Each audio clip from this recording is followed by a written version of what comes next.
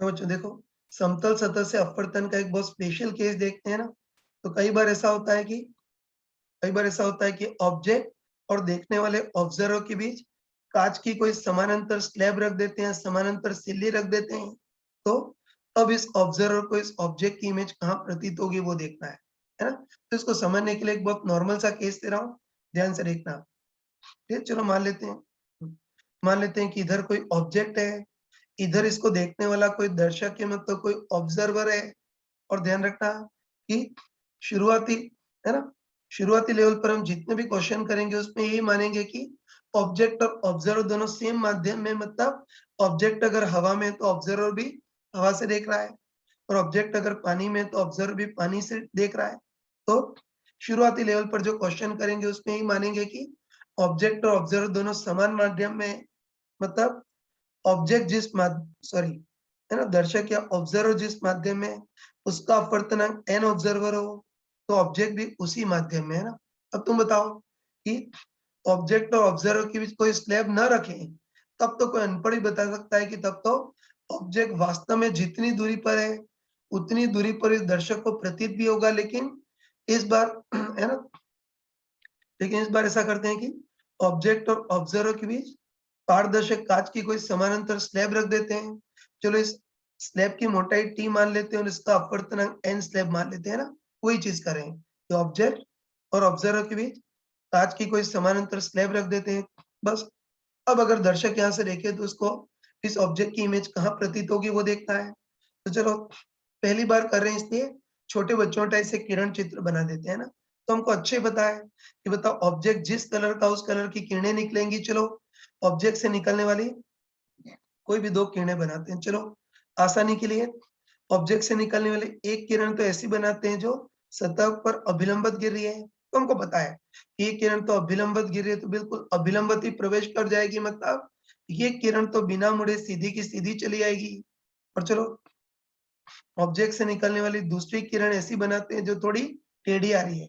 अब बताओ ये किरण जब हवा से कांच में जाएगी तो कांच का एन ज्यादा थीटा कम होगा, मतलब किरण अभिलंब की और मुड़ जाएगी, मतलब थोड़ी सी सीधी हो जाएगी। लेकिन जब एक किरण वापस हवा में जाएगी तो वापस टेढ़ी हो जाएगी। ये तो पक्का बोल सकते हैं कि जो किरण अभिलंबित आ रही है वो तो सीधी की सीधी चली आएगी, और जो किरण टेढ़ी आ रही है वो कांच में थोड़ी सी सीधी हो जाएगी लेकिन हवा में वापस टेढ़ी हो जाएगी, है ना। तो हम साफ साफ है ना, हम साफ साफ देख सकते हैं। बताओ अपवर्तन के बाद दोनों किरणें फैल गई हैं, है ना। तो अपवर्तन के बाद दोनों किरणें फैल गई हैं, इससे कहीं मिलेंगी तो नहीं, लेकिन अगर कोई दर्शक यहाँ से देखे तो दोनों किरणें इधर कहीं से आती प्रतीत होंगी, मतलब इसको इमेज यहाँ प्रतीत होगी। कह सकते हैं ना कि कोई दर्शक यहाँ से देखे तो इसको दोनों किरणें यहाँ कहीं से आती प्रतीत होंगी, मतलब इसको इमेज यहाँ प्रतीत होगी, है ना। तो हम पक्का बोल सकते हैं कि इस बार ऑब्जेक्ट तो यहाँ था लेकिन इमेज यहाँ बन रही, मतलब ऑब्जेक्ट की तुलना में इमेज आगे की ओर खिसक गई है। तो हम पक्का बोल सकते हैं, ठीक है ना। तो हम बिल्कुल पक्का बोल सकते हैं कि अगर ऑब्जेक्ट और ऑब्जर्वर के बीच, है ना, बोल सकते हैं कि अगर ऑब्जेक्ट और ऑब्जर्वर के बीच कांच की समानांतर स्लैब लगा दें तो उस केस में ऑब्जेक्ट की तुलना में इमेज जैसे आगे की ओर खिसक जाती है। और ध्यान रखना स्लैब रखने के कारण ऑब्जेक्ट की तुलना में इमेज जितना खिसक जाती है उसको इमेज की शिफ्टिंग बोलते हैं। और इमेज की शिफ्टिंग कितनी होगी इसका फॉर्मूला डायरेक्ट बता रहा हूँ, चिंता मत करना, आगे हम इसको डिराइव भी करेंगे, लेकिन अभी हमको थोड़ी देर के लिए फॉर्मूला याद रखना है। चल तुम अच्छे ध्यान रखना कि कभी भी ऑब्जेक्ट और ऑब्जर्वर की कांच की समानांतर स्लैब रख दें तो उस, है ना, उसके कारण ऑब्जेक्ट की तुलना में इमेज खिसक जाती है जिसको इमेज की शिफ्टिंग बोलते हैं।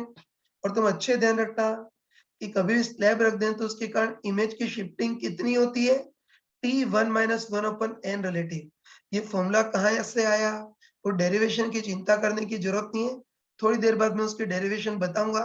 लेकिन तब तक ध्यान रखना कि ऑब्जेक्ट और ऑब्जर्वर की कांच की स्लैब रख दें तो ऑब्जेक्ट की तुलना में इमेज खिसक जाती है जिसको इमेज की शिफ्टिंग बोलते हैं।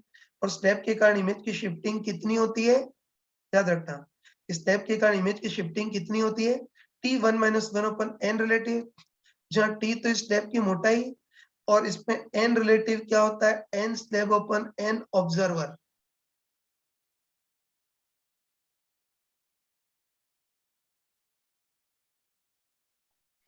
देखो बच्चों, फॉर्मूला तो देख लिया, लेकिन इस फॉर्मूले में कुछ इंपॉर्टेंट फीचर्स होते हैं वो देखना है ना। तो देखो, सबसे पहली चीज बता रहा हूँ। तो देखो, ये तो हमने अभी देख लिया कि ऑब्जेक्ट और ऑब्जर्वर के बीच कांच की कोई समानांतर स्लैब रखें तो ऑब्जेक्ट की तुलना में इमेज खिसक जाती है।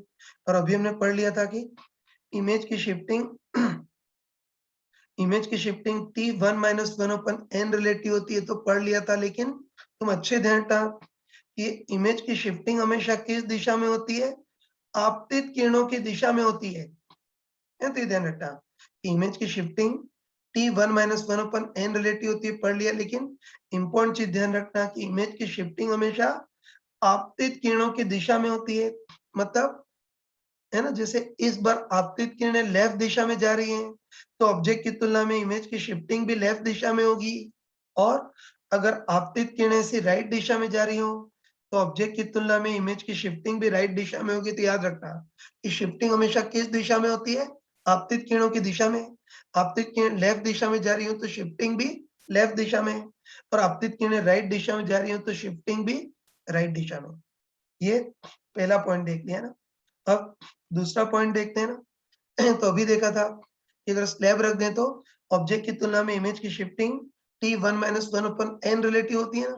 तो इस फॉर्मूले से ना इस फॉर्मूले से हम क्लियरली बोल सकते हैं कि बताओ, इमेज की जो शिफ्टिंग होती है वो केवल स्लैब की मोटाई पर ही निर्भर करती है।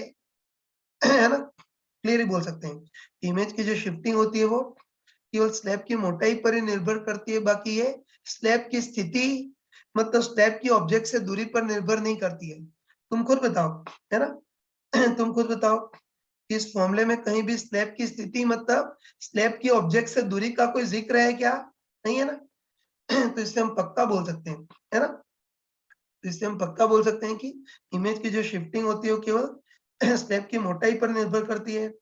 बाकी स्लैब की स्थिति, मतलब स्लैब की ऑब्जेक्ट से दूरी पर निर्भर नहीं करती है ना। तो शिफ्टिंग स्लैब की केवल मोटाई पर निर्भर करती है, बाकी स्लैब की स्थिति पर निर्भर नहीं करती है। मतलब अगर तुम स्लैब को आगे पीछे खिसका दो तब भी शिफ्टिंग बिंदास उतनी की उतनी रहेगी, मतलब इमेज वहीं की वहीं बनेगी, है ना। तो स्लैब को भले आगे पीछे खिसकाओ फिर भी शिफ्टिंग उतनी रहेगी, मतलब इमेज वहीं का वहीं बनेगी। और अगर कोई स्लैब को खिसका करके बिल्कुल ऑब्जेक्ट से सटा दे, है ना, वही कि कोई स्लैब को खिसका करके अगर बिल्कुल ऑब्जेक्ट से सटा दे तब भी शिफ्टिंग उतनी की उतनी रहेगी, मतलब इमेज वहीं की वहीं बनेगी। तो दूसरा पॉइंट भी क्लियर हो गया होगा कि इमेज की जो शिफ्टिंग है ना, इमेज की जो शिफ्टिंग है वो स्लैब की मोटाई पर निर्भर करती है, स्लैब की स्थिति पर निर्भर नहीं करती है। तो स्लैब को आगे पीछे खिसका दे तब भी इमेज वहीं की वहीं बनेगी।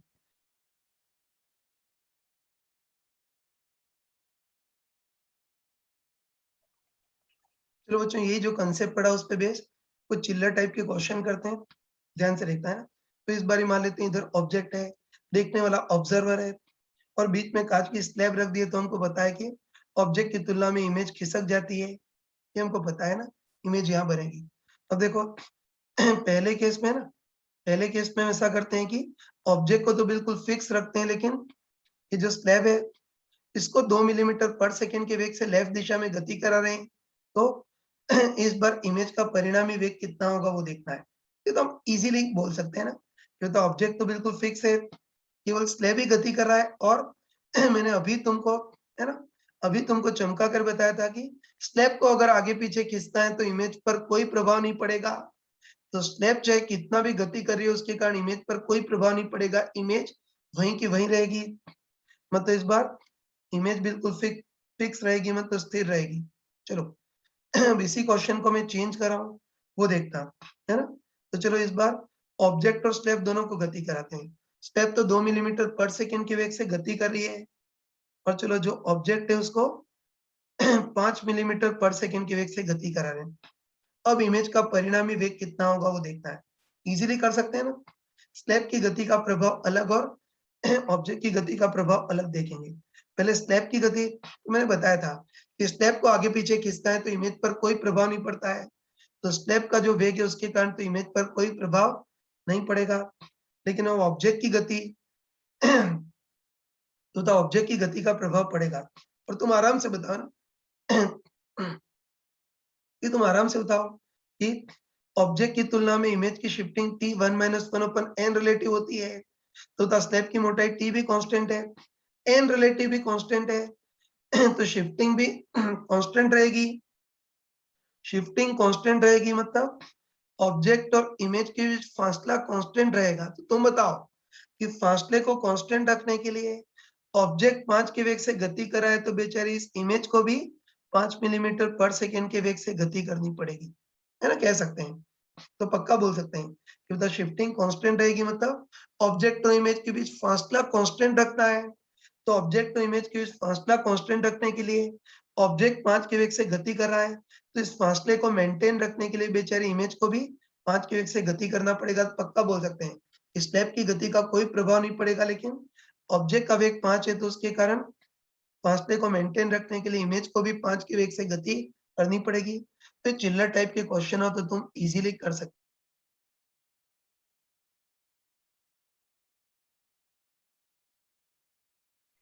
हो। बच्चों, इस फॉर्मूले में तीसरा इंपॉर्टेंट पॉइंट देखते हैं, है ना? तो तुम अच्छे ध्यान रखना कि कभी भी स्लैब के कारण शिफ्टिंग हो, है ध्यान रखना कि कभी कभी भी समांतर स्लैब के कारण शिफ्टिंग हो, तो उस केस में इमेज का कोई आवर्धन नहीं होता है मतलब इमेज का अनुप्रस्थ दिशा में भी कोई आवर्धन नहीं होता, अनुदैर्ध्य दिशा में भी कोई आवर्धन नहीं होता है ना? तो इसको तुम लॉजिकली समझ सकते हो ना।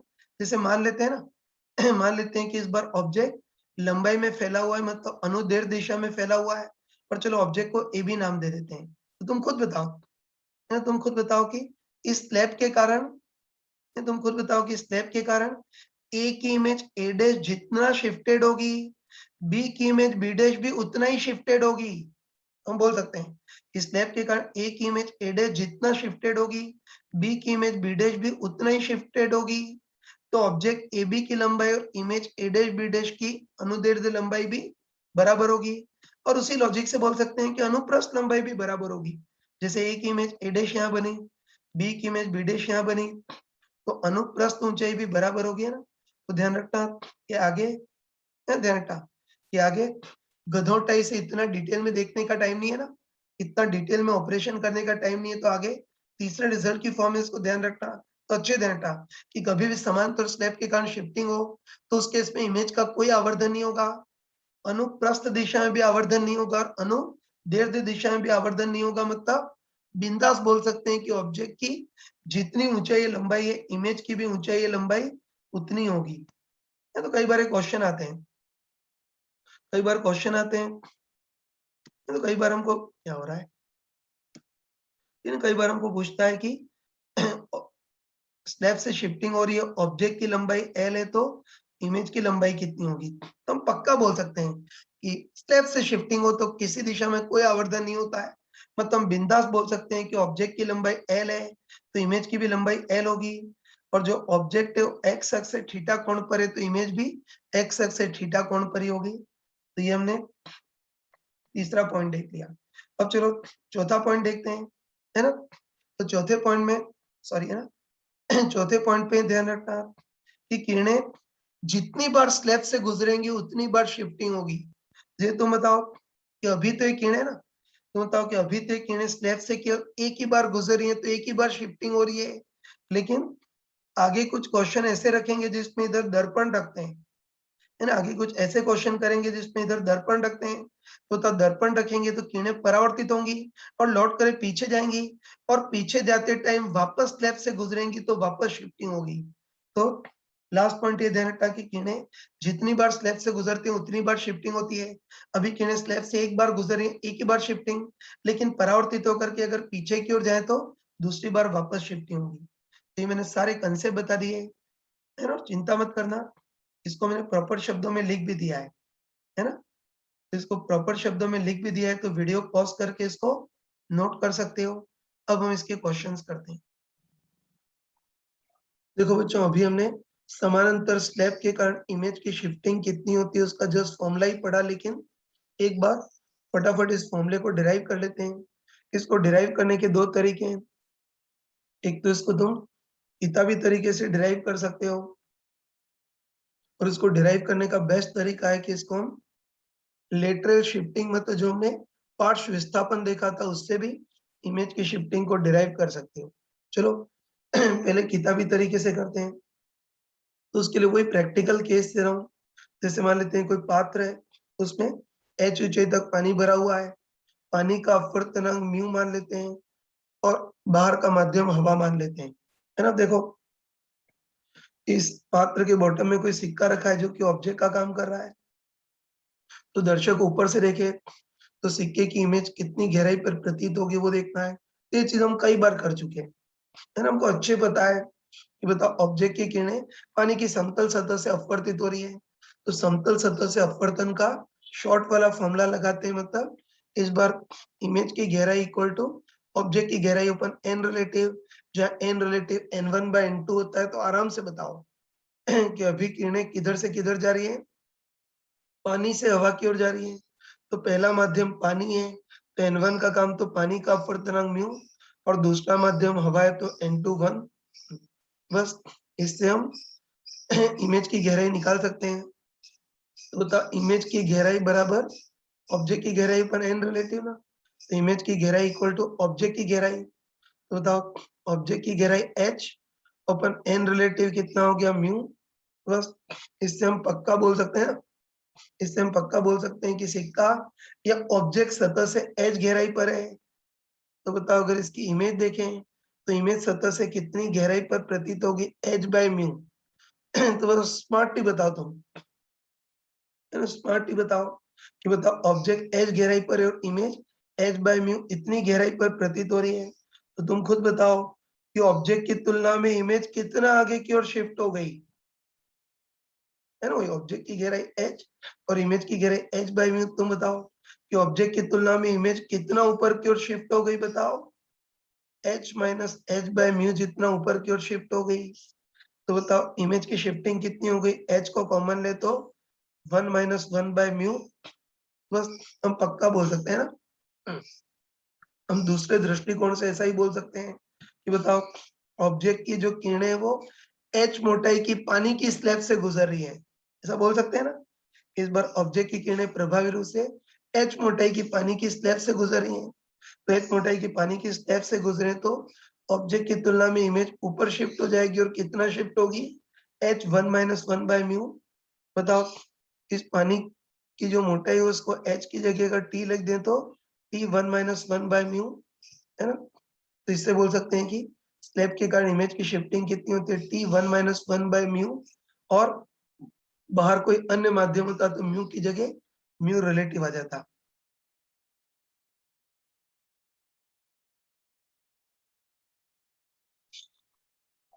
देखो बच्चों अभी तो इमेज की शिफ्टिंग को ये गंदे वाले किताबी तरीके से किया, लेकिन अगर इमेज की शिफ्टिंग को बिल्कुल प्रॉपर टाइप से डिराइव करना है तो हम पार्श्व विस्थापन का यूज कर सकते हैं ना। तो उसके लिए वही केस दे रहा हूँ। तो मान लेते हैं कि इधर कोई ऑब्जेक्ट है, इधर इसको देखने वाला कोई दर्शक या ऑब्जर्वर है, और हम यही मानते हैं कि ऑब्जेक्ट और ऑब्जर्वर दोनों समान माध्यम में है। ऑब्जर्वर जिस माध्यम में उसका अपवर्तनांक एन ऑब्जर्वर, तो ऑब्जेक्ट भी उसी माध्यम में है। या सिंपल शब्दों में बोले तो ऑब्जेक्ट भी हवा में और ऑब्जर्वर भी हवा में। अब देखो ऑब्जेक्ट और ऑब्जर्वर के बीच पारदर्शक कांच की कोई समानांतर स्लैब रख देते हैं जिसकी मोटाई टी और स्लैब का अपवर्तनांक एन स्लैब मान लेते हैं। फिर बस हमको देखना है कि कोई ऑब्जर्वर यहाँ से देखे तो उसको ऑब्जेक्ट की इमेज कहाँ प्रतीत होगी वो देखना है। तो ये हम पहले कर चुके हैं ना। कोई ऑब्जेक्ट से निकलने वाली कोई भी दो किरणें बनाएंगे। ऑब्जेक्ट से निकलने वाली एक किरण ऐसी बनाते हैं जो अभिलंब बता रही है। तो ये किरण तो अभिलंबती चली जाएगी, मतलब बिना मुड़े सीधी की सीधी चली जाएगी। और चलो ऑब्जेक्ट से निकलने वाली एक किरण ऐसी बनाते हैं थोड़ी टेढ़ी आ रही है, मतलब ये अभिलंब या एक्स अक्ष से आई कोण पर आ रही है। बताओ ये कोण आई है तो ये भी एकांतर कोण आई होगा। और हमको पता है कि किरण पहले हवा से कांच में जाएगी तो अभिलंब की और मुड़ जाएगी, तो अपवर्तन कोण आर मान लेते हैं, है ना। तो कांच में जाएगी थोड़ी सीधी हो जाएगी, लेकिन जब ये किरण वापस हवा में जाएगी तो वापस टेढ़ी हो जाएगी। और हमको पता है, हमको पता है कि प्रारंभिक माध्यम भी हवा था और अंतिम माध्यम भी हवा है। तो हम पक्का बोल सकते हैं कि ये जो अंतिम निर्गत किरण होगी वो प्रारंभिक आपतित किरण के समानांतर होगी, है ना, पढ़ा था। तो इस स्लैब से गुजरने के कारण जो अंतिम निर्गत किरण होगी वो प्रारंभिक आपतित किरण के समानांतर तो होगी, लेकिन अनुदिश नहीं होगी, थोड़ी खिसकी होगी। और हमको अच्छे पता है ना, हमको अच्छे पता है कि ये निर्गत किरण और आपतित किरण के बीच जो अभिलंबित दूरी होती है उसको पार्श्व विस्थापन बोलते हैं। बताया था ना वही कि आपतित और निर्गत किरण के बीच जो अभिलंबित दूरी होती है उसको पार्श्व विस्थापन बोलते हैं। और मैंने चमका कर बताया था कि बताओ कांच के समानांतर स्लैब से गुजरने के कारण किरण की का पार्श्व विस्थापन या लेटरल शिफ्टिंग कितनी होती है, t sec r sine i minus r. उसके लिए हमको ये अपवर्तन कोण आर निकालना है। तो उसके लिए सिंपली आपतित और अपवर्तित किरण के बीच स्नेल का नियम लगा देंगे। Simply n1 sin i equal to n2 sin r। n1 की जगह n ऑब्जर्वर, क्योंकि ऑब्जेक्ट ऑब्जर्वर वाले ही माध्यम में है, तो n1 की जगह n observer sin i equal to n2 की जगह n स्लैब sin r। अब देखो मैंने पहले ही बताया था ना, पहले ही बताया था कि इन क्वेश्चन में हम केवल पैराएक्सियल किरणों की स्टडी करते हैं।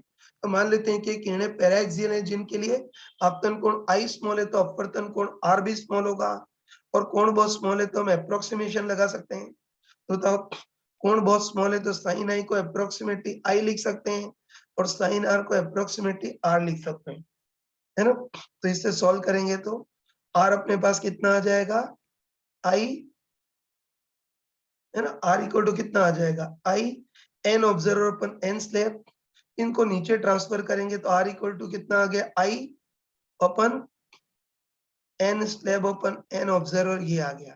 और हमको पता है कि n स्लैब अपन n ऑब्जर्वर को हम शॉर्ट फॉर्म में क्या लिख सकते हैं बताओ, n रिलेटिव। तो बताओ r लगभग कितना आ गया, i ओपन n रिलेटिव, ये आ गया। तो अपवर्तन कोण r इतना आ गया। बस पक्का बोल सकते हैं ना, पक्का बोल सकते हैं कि तो इस बार निर्गत किरण आपतित किरण के समानांतर तो होगी, लेकिन अनुदिश नहीं होगी, शिफ्टेड होगी। तो हमको पता है कि आपतित किरण और निर्गत किरण के बीच जो अभिलंबित दूरी होती है उसको लेटरल शिफ्टिंग बोलते हैं या पार्श्व विस्थापन बोलते हैं। और वो कितना होगा, simply t sec r sine i minus r. Approximation अभी नहीं, लास्ट में लगाते हैं। तो ये पार्श्व विस्थापन कई बार पढ़ चुके हैं, तो बस आराम से बताओ कि दर्शक अगर यहाँ से देखे तो इसको किरणें इधर से आती प्रतीत होंगी, मतलब इमेज यहाँ प्रतीत होगी। तो बताओ ऑब्जेक्ट इधर था और इमेज यहाँ बन रही है, मतलब ऑब्जेक्ट की तुलना में इमेज आगे की ओर शिफ्ट हो गई। तो बस अब हमको देखना है ना, अब हमको देखना है कि पार्श्व विस्थापन इतना है तो इमेज की शिफ्टिंग कितनी होगी वो देखना है।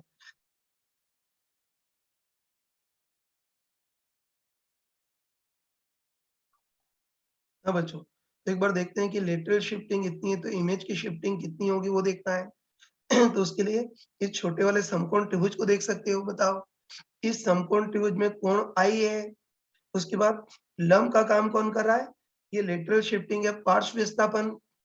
और कर्ण का काम कौन कर रहा है, इमेज की शिफ्टिंग कर रही है।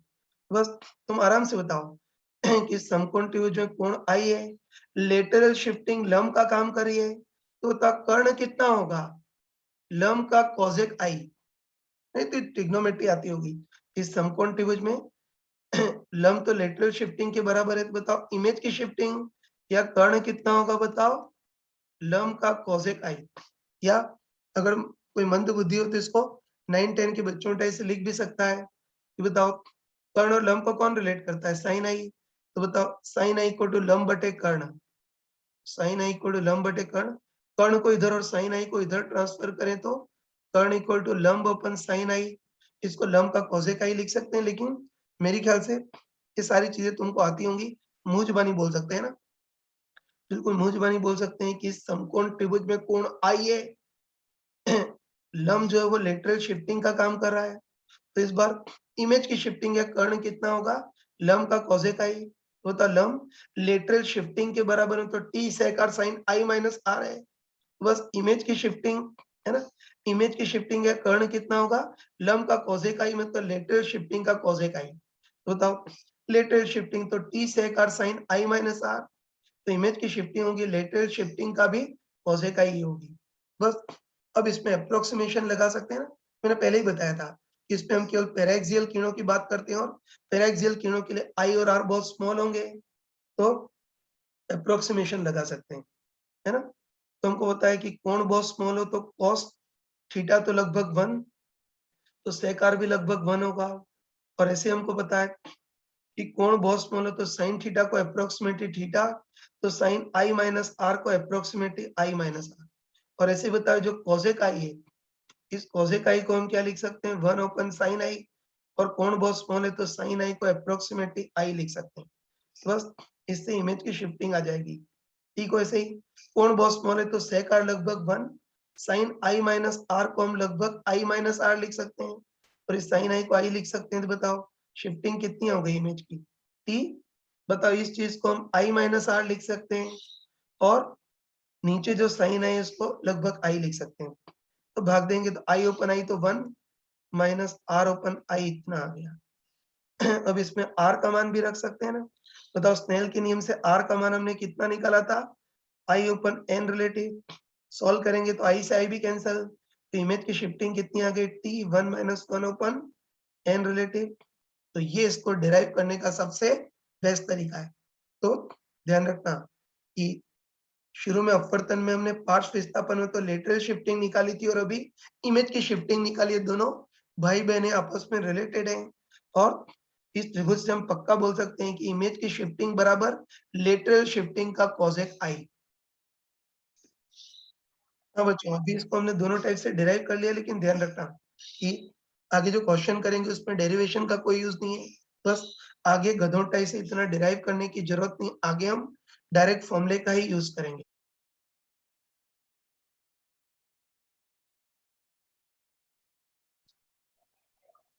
देखो बच्चों, अभी जो कंसेप्ट पढ़ा था उसी पे बेस्ड एक ऑर्डिनरी क्वेश्चन करते हैं। ये तो हमको दे रखा है कि इधर कोई ऑब्जेक्ट है और इधर इसको देखने वाला कोई ऑब्जर्वर है, मतलब दर्शक है। हमको दे रखा है कि ऑब्जेक्ट भी पानी के अंदर डूबा हुआ है और ऑब्जर्वर भी पानी के अंदर से ही देख रहा है, जहाँ पानी का अपवर्तनांक 4/3 दे रखा है ना। देखो जो ऑब्जेक्ट है वो वास्तव में ऑब्जर्वर से 100 सेंटीमीटर दूरी पर है। तो हमको पता है कि बीच में अगर कांच की स्लैब नहीं रखें तब तो ऑब्जेक्ट वास्तव में 100 सेंटीमीटर दूरी पर है, और प्रतीत भी 100 सेंटीमीटर दूरी पर ही प्रतीत होगा। लेकिन इस बार हमने ऑब्जेक्ट और ऑब्जर्वर के बीच कांच की कोई समानांतर स्लैब रख देते हैं जिसकी मोटाई 36 सेंटीमीटर, और इस कांच का अपवर्तनांक 3/2 है। बस हमको पूछा है कि बीच में कांच की स्लैब रख दें। तो अब अगर ऑब्जर्वर देखे तो अब इसको ऑब्जेक्ट की में खुद से कितना दूर प्रतीत होगी वो देखना है ना। करते हैं। तो देखो वैसे तो आगे जो क्वेश्चन होंगे उसको डायरेक्ट करेंगे, है ना। तो हम बिल्कुल डायरेक्ट बोल सकते हैं, बताओ ऑब्जेक्ट जिस कलर का उस कलर की किरणें निकलेंगी, है ना। बोल सकते हैं कि ऑब्जेक्ट जिस कलर का उस कलर की किरणें निकलेंगी, और ऑब्जेक्ट की किरणें कांच की समानांतर स्लैब से गुजरेंगी तो ऑब्जेक्ट की तुलना में इमेज शिफ्ट हो जाएगी, और इमेज की shifting simply t 1 minus 1 upon n relative. तो आगे जो क्वेश्चन है उसको डायरेक्ट करेंगे, लेकिन ये पहला क्वेश्चन कर रहे हैं इसलिए इम्प्रेस करने के लिए एक बार थोड़ा सा किरण चित्र बना देते हैं ना।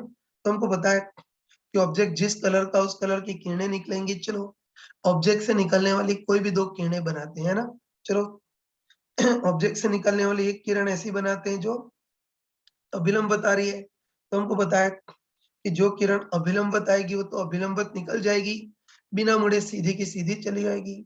और ऑब्जेक्ट से निकलने वाली दूसरी किरण ऐसी बनाते हैं जो थोड़ी टेढ़ी आ रही है, तो कांच में थोड़ी सीधी हो जाएगी लेकिन पानी में वापस टेढ़ी हो जाएगी। तो पता है, साफ साफ दिख रहा है कि अपवर्तन के बाद किरणें फैल गई हैं। कहीं मिलेंगी तो नहीं, लेकिन कोई दर्शक यहाँ से देखे तो ये किरणें इधर कहीं से आती प्रतीत होंगी, है ना।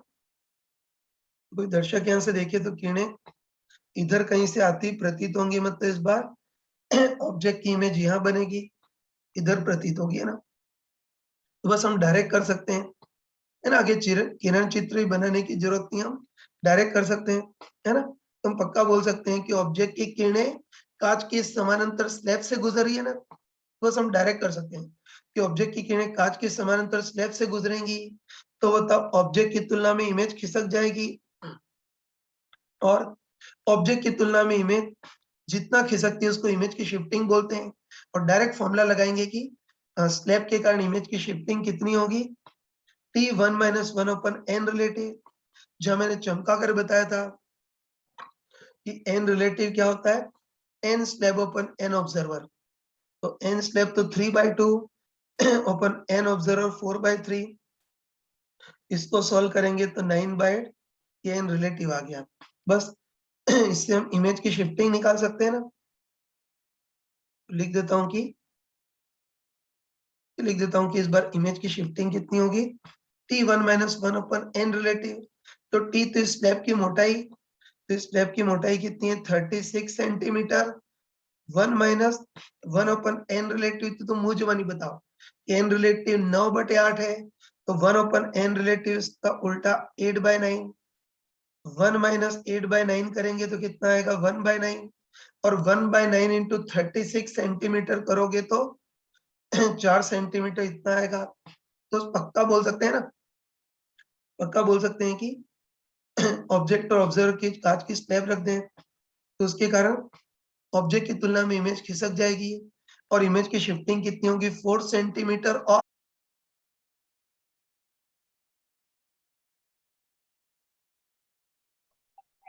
मैंने तुमको चमका कर बताया था कि इस फॉर्मूले से जो शिफ्टिंग आती है वो आपतित किरणों की दिशा में आती है।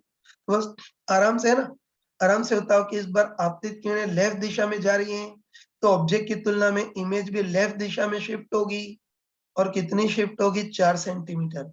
बस आराम से बताओ ना, आराम से बताओ कि ऑब्जेक्ट की तुलना में इमेज 4 सेंटीमीटर लेफ्ट दिशा में शिफ्ट हो जाएगी। बताओ इस ऑब्जर्वर से ऑब्जेक्ट की दूरी 100 सेंटीमीटर थी, तो बता इमेज की दूरी कितनी हो जाएगी 100 - 4 मतलब 96 सेंटीमीटर। तो आंसर आ गया कि, है ना, आंसर आ गया कि अगर कोई दर्शक इधर से देखे तो उसको ऑब्जेक्ट की इमेज खुद से कितना दूर प्रतीत होगी 96 सेंटीमीटर। चलो बेवकूफ बनाने के लिए बोलूं कि अगर स्लैब को बिल्कुल ऑब्जेक्ट से सटा करके रख दें तब भी आंसर यही आएगा, या नहीं यही आएगा। मैंने चमका कर बताया था ये जो कभी भी स्लैब से शिफ्टिंग होती है तो इमेज की शिफ्टिंग या इमेज की पोजीशन स्लैब की पोजीशन पर निर्भर नहीं करती है, तो स्लैब को आगे पीछे खिसका दे तब भी आंसर वही आएगा। और कोई शरारती बच्चा इस स्लैब को अगर ऑब्जेक्ट से सटा दे तब भी आंसर बिंदास वही आएगा।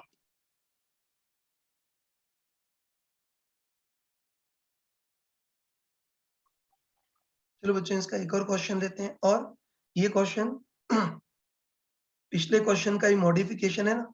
तो इस बार भी हमको दे रखा है कि वो इधर कोई ऑब्जेक्ट रखा हुआ है, इधर इसको देखने वाला दर्शक मतलब ऑब्जर्वर है, कोई ऑब्जेक्ट भी पानी के अंदर है, ऑब्जर्वर भी पानी के अंदर से देख रहा है, और वही ऑब्जेक्ट की ऑब्जर्वर से वास्तविक दूरी 100 सेंटीमीटर है। अब देखो इस बार में ना, इस बार हम ऐसा करते हैं कि ऑब्जेक्ट और ऑब्जर्वर के बीच 36 सेंटीमीटर दूरी तक हवा का कोई भाग रख देते हैं, है ना। तो ये करते हैं कि ऑब्जेक्ट और ऑब्जर्वर के बीच 36 सेंटीमीटर मोटाई का हवा का भाग रखते हैं। कोई हवा का भाग रख रहे हैं मतलब अपवर्तनांक उसका 1 होगा, तो हम क्लियरली बोल सकते हैं कि बीच में 36 सेंटीमीटर का जो हवा का भाग रखा है वो हवा की स्लैब के टाइप से काम करेगा। बस ये क्वेश्चन भी पिछले क्वेश्चन जैसा ही है, बस पिछले क्वेश्चन में कांच की स्लैब रखी थी, उसकी जगह इस बार हवा की स्लैब रख दी है। बस हमको वही पूछा है कि कोई दर्शक यहाँ से देखे तो उसको ऑब्जेक्ट की इमेज खुद से कितना दूर प्रतीत होगी वो देखना है। तो देखो जो पिछला क्वेश्चन था वो तो पिछला क्वेश्चन तो हम पहली बार कर रहे थे, इसलिए गधों टाइप से पूरा डिटेल किरण चित्र बनाया था, लेकिन अब हम किरण चित्र नहीं बनाएंगे, है ना। अब हम किरण चित्र नहीं बनाएंगे, डायरेक्ट फॉर्मूले से ही करेंगे, है ना। बस हम रफली बोल सकते हैं, है ना। फिर बस अब हम बिल्कुल रफली बोल सकते हैं, बताओ ऑब्जेक्ट जिस कलर का होगा उस कलर की किरणें निकलेंगी, वही चीज कि ऑब्जेक्ट जिस कलर का उस कलर की किरणें निकलेंगी, और बताओ ऑब्जेक्ट की किरणें हवा की स्लैब से गुजरेंगी। बस ऑब्जेक्ट की किरणें इस हवा की स्लैब से गुजरेंगी, तब भी ऑब्जेक्ट की तुलना में इमेज शिफ्ट हो जाएगी। और हमको याद है कि बताओ इस स्लैब के कारण इमेज की शिफ्टिंग कितनी होगी t1 - 1 अपन n रिलेटिव, जो हमको अच्छे पता है n रिलेटिव क्या होता है n स्लैब अपन n ऑब्जर्वर, तो होता है इस बार हवा की स्लैब है, इससे n स्लैब तो 1 अपन n ऑब्जर्वर, तो ऑब्जर्वर पानी से देख रहा है अपवर्तनांक 4/3, इसको सॉल्व करेंगे तो n रिलेटिव 3/4। बस अब इमेज की शिफ्टिंग निकाल सकते हैं ना, बस बोल सकते हैं कि इमेज की शिफ्टिंग सिंपली t1 माइनस 1 अपन n रिलेटिव, तो t तो स्लैब की मोटाई, ये तो स्लैब की मोटाई 36 सेंटीमीटर है। 1 माइनस 1 अपन n रिलेटिव, तो मुंह जुबानी बताओ कि n रिलेटिव 3/4 है, तो 1 अपन n रिलेटिव 4/3। अब तुम आराम से बताओ कि आराम से बताओ कि 1 माइनस 4/3 कितना हो जाएगा? -1/3। और बताओ -1/3 का 36 सेंटीमीटर से गुणा करेंगे तो -12 सेंटीमीटर।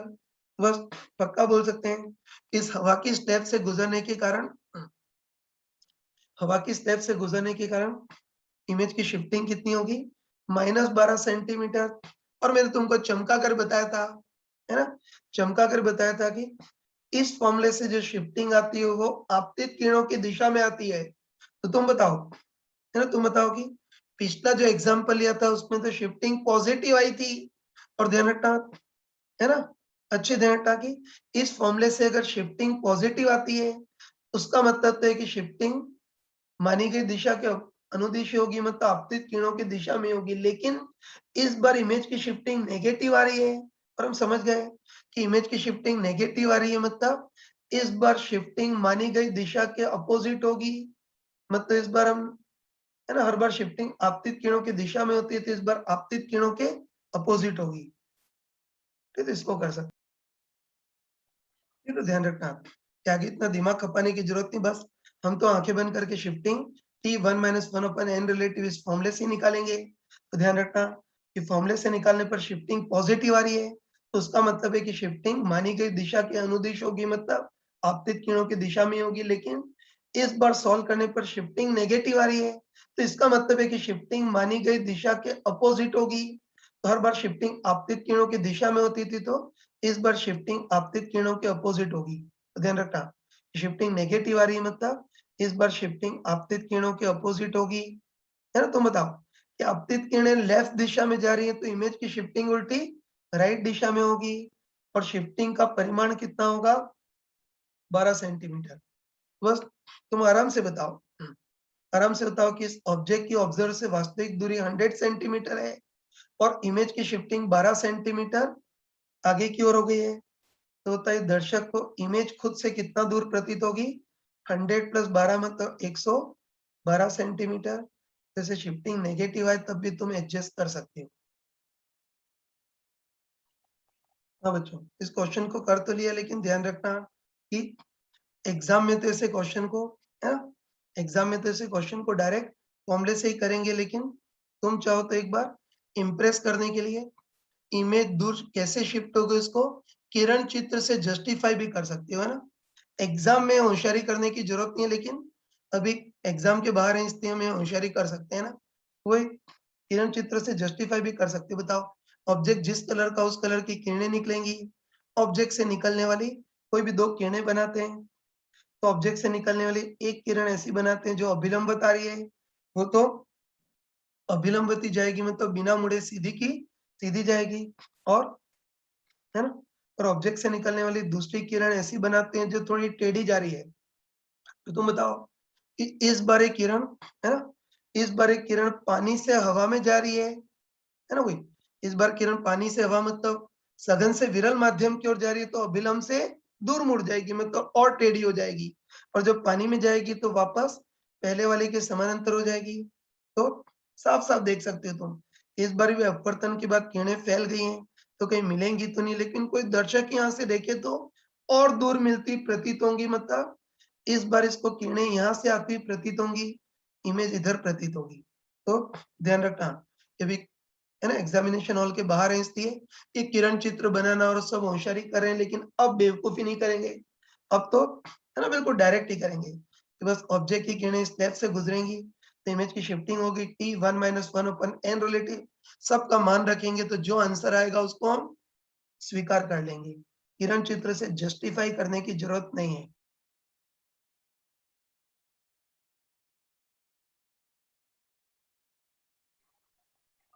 इसी कंसेप्ट पर बेस एक और क्वेश्चन करते हैं। देखो, क्वेश्चन की लैंग्वेज मैंने यहाँ प्रॉपर्ली लिख दी है, तुम वीडियो पॉज करके नोट कर लेना। मैं क्वेश्चन को एक्सप्लेन ही कर रहा हूँ, है ना, ध्यान से देखना। देखो, इस बार हमको दे रखा है कोई उत्तल लेंस है, मतलब कोई अभिसारी लेंस है, इसकी फोकस दूरी 30 सेंटीमीटर है और इस लेंस से 10 सेंटीमीटर दूरी पर हमने कांच की समानांतर स्लैब रखी है और इस स्लैब की मोटाई भी 10 सेंटीमीटर है। अब देखो ये स्लैब जिस कांच की बनी है उसका अपवर्तनांक तो नहीं दे रखा, लेकिन हमको ये दे रखा है कि स्लैब जिस कांच की बनी है उस कांच के अंदर प्रकाश की चाल 1.5 into 10⁸ मीटर पर सेकंड है। बस हमको देखना है कि, है ना। अब देखो, अब ऐसा कर रहे हैं कि इस लेंस पर हम ऐसी समानांतर किरणें गिराते हैं। बस हमको देखना है कि ये समानांतर किरणें फाइनली कहाँ मिलेंगी, मतलब इनकी फाइनल इमेज कहाँ बनेगी वो देखना है। चलो बच्चों इसको करते हैं। तो क्वेश्चन स्टार्ट करने के पहले सबसे पहले इस चीज से निपट लेते हैं ना। तो स्लैब जिस कांच की बनी है उस कांच के अंदर प्रकाश की चाल 1.5 into 10⁸ मीटर पर सेकेंड है। तो है, इस इंफॉर्मेशन से हम इस कांच का अपवर्तनांक निकाल सकते हैं ना। मैंने क्लास में तुमको चमका कर बताया था, है ना। चमका कर बताया था कि हवा या निर्वात में प्रकाश की चाल अधिकतम होती है C0 और कांच जैसे किसी अन्य माध्यम में प्रकाश की चाल घट जाती है और कितनी हो जाती है C'(C0/n)। बस मान रख सकते हैं पहले C', तो C' इस कांच के अंदर प्रकाश की चाल वो 1.5 into 10⁸ है बराबर C0। हवा या निर्वात में प्रकाश की चाल वो 3 into 10⁸ अपन n निकालना है कांच का, तो इसको ट्रांसफर कर लेना। तो सॉल्व करोगे तो कांच का अपवर्तनांक 2 आ गया, है ना। तो बस हमको पता चल गया कि इस कांच के अंदर प्रकाश की चाल 1.5 into 10⁸ मीटर पर सेकेंड है ना। तो इससे हमने निकाल लिया कि इस स्लैब जिस कांच का उसका अपवर्तनांक 2 होगा। ये निकालिए तो बस। अब हम क्वेश्चन स्टार्ट कर सकते हैं। तो लेंस पर समानांतर किरणें गिरा रहे हैं, उसकी फाइनल इमेज कहाँ बनेगी वो देखना है। पहले कौन कौन से प्रोसेस होंगे वो देखते हैं। तो तुम बताओ कि ये समानांतर किरणें पहले उत्तल लेंस से अपवर्तित होंगी और उसके बाद इस समानांतर स्लैब से गुजरेंगी, तो उसके कारण इमेज की शिफ्टिंग भी होगी। फाइनल इमेज कहाँ बनेगी वो देखना है, तो इजीली कर सकते हैं ना। स्टार्ट करते हैं। वही उत्तल लेंस पर हमने समानांतर किरणें गिरे हैं ना। तो तुमने 9-10 में पढ़ा होगा, है ना। तो तुम सभी ने 9-10 में पढ़ा होगा कि उत्तल लेंस या अभिसारी लेंस पर समानांतर किरणें गिराएं तो उत्तल लेंस किरणों को समेटेगा और कहाँ समेटेगा, अपने फोकस पर। तो इसे लेंस में पढ़ेंगे, लेकिन छोटी क्लास में सुन रखा होगा कि उत्तल लेंस पर समानांतर किरणें गिराएं तो उत्तल लेंस किरणों को समेटेगा और अपने फोकस पर समेटेगा। तुम खुद बताओ, फिर तुम खुद बताओ कि इस उत्तल लेंस की फोकस दूरी 30 सेंटीमीटर है, तो इस समानांतर किरणों को 30 सेंटीमीटर दूरी पर मिलाएगा। सही है ना। इसकी फोकस दूरी 30 सेंटीमीटर है, तो ये समानांतर किरणों को 30 सेंटीमीटर दूरी पर समेटेगा। मतलब पहली इमेज I1 यहाँ बनेगी, है ना। तो पहली इमेज I1 यहाँ बनेगी जो लेंस है 30 सेंटीमीटर दूरी पर इधर बनेगी। अब ध्यान रखना तुम्हें ना, तुम अच्छे ध्यान रखना कि अगर पहली इमेज यहाँ बनती तब तो बच्चे कर लेते हैं, लेकिन इस बार पहली इमेज इस स्लैब के भी परे बन रही है तो कई लोग घबरा जाते हैं, है ना। तो मैंने तुमको चमका कर बताया था ना, मैंने तुमको चमका कर बताया था कि कभी भी इमेज किसी अजीब स्थिति पे बने तो घबराना मत, इमेज को आप बिंदास बना देना। और फिर अपना लॉजिक ये लगाएंगे ना, लॉजिक ये लगाएंगे कि अपवर्तित, है ना, लेंस से अपवर्तित किरणें भले ही वहां तक पहुंच तो नहीं पाएंगी, लेकिन अपवर्तित किरणों का निशाना I1 की ओर ही होगा। तो इस तरह से पहली इमेज I1 बनेगी। हाँ, और आगे बढ़ते हैं। तो बताओ, किरणें रुकेंगी नहीं, है ना। किरणें रुकेंगी नहीं और आगे बढ़ेंगी, और अब एक किरणें कांच की समानांतर स्लैब पर गिरेंगी। और तुम बताओ कि कांच की समानांतर स्लैब पर ये जो किरणें गिर रही हैं वो I1 पर मिलती प्रतीत हो रही हैं। ये देख सकते हैं कि कांच की स्लैब पर ये जो किरणें गिर रही हैं वो I1 पर मिलती प्रतीत हो रही हैं, तो इनके लिए ऑब्जेक्ट का काम I1 करेगा।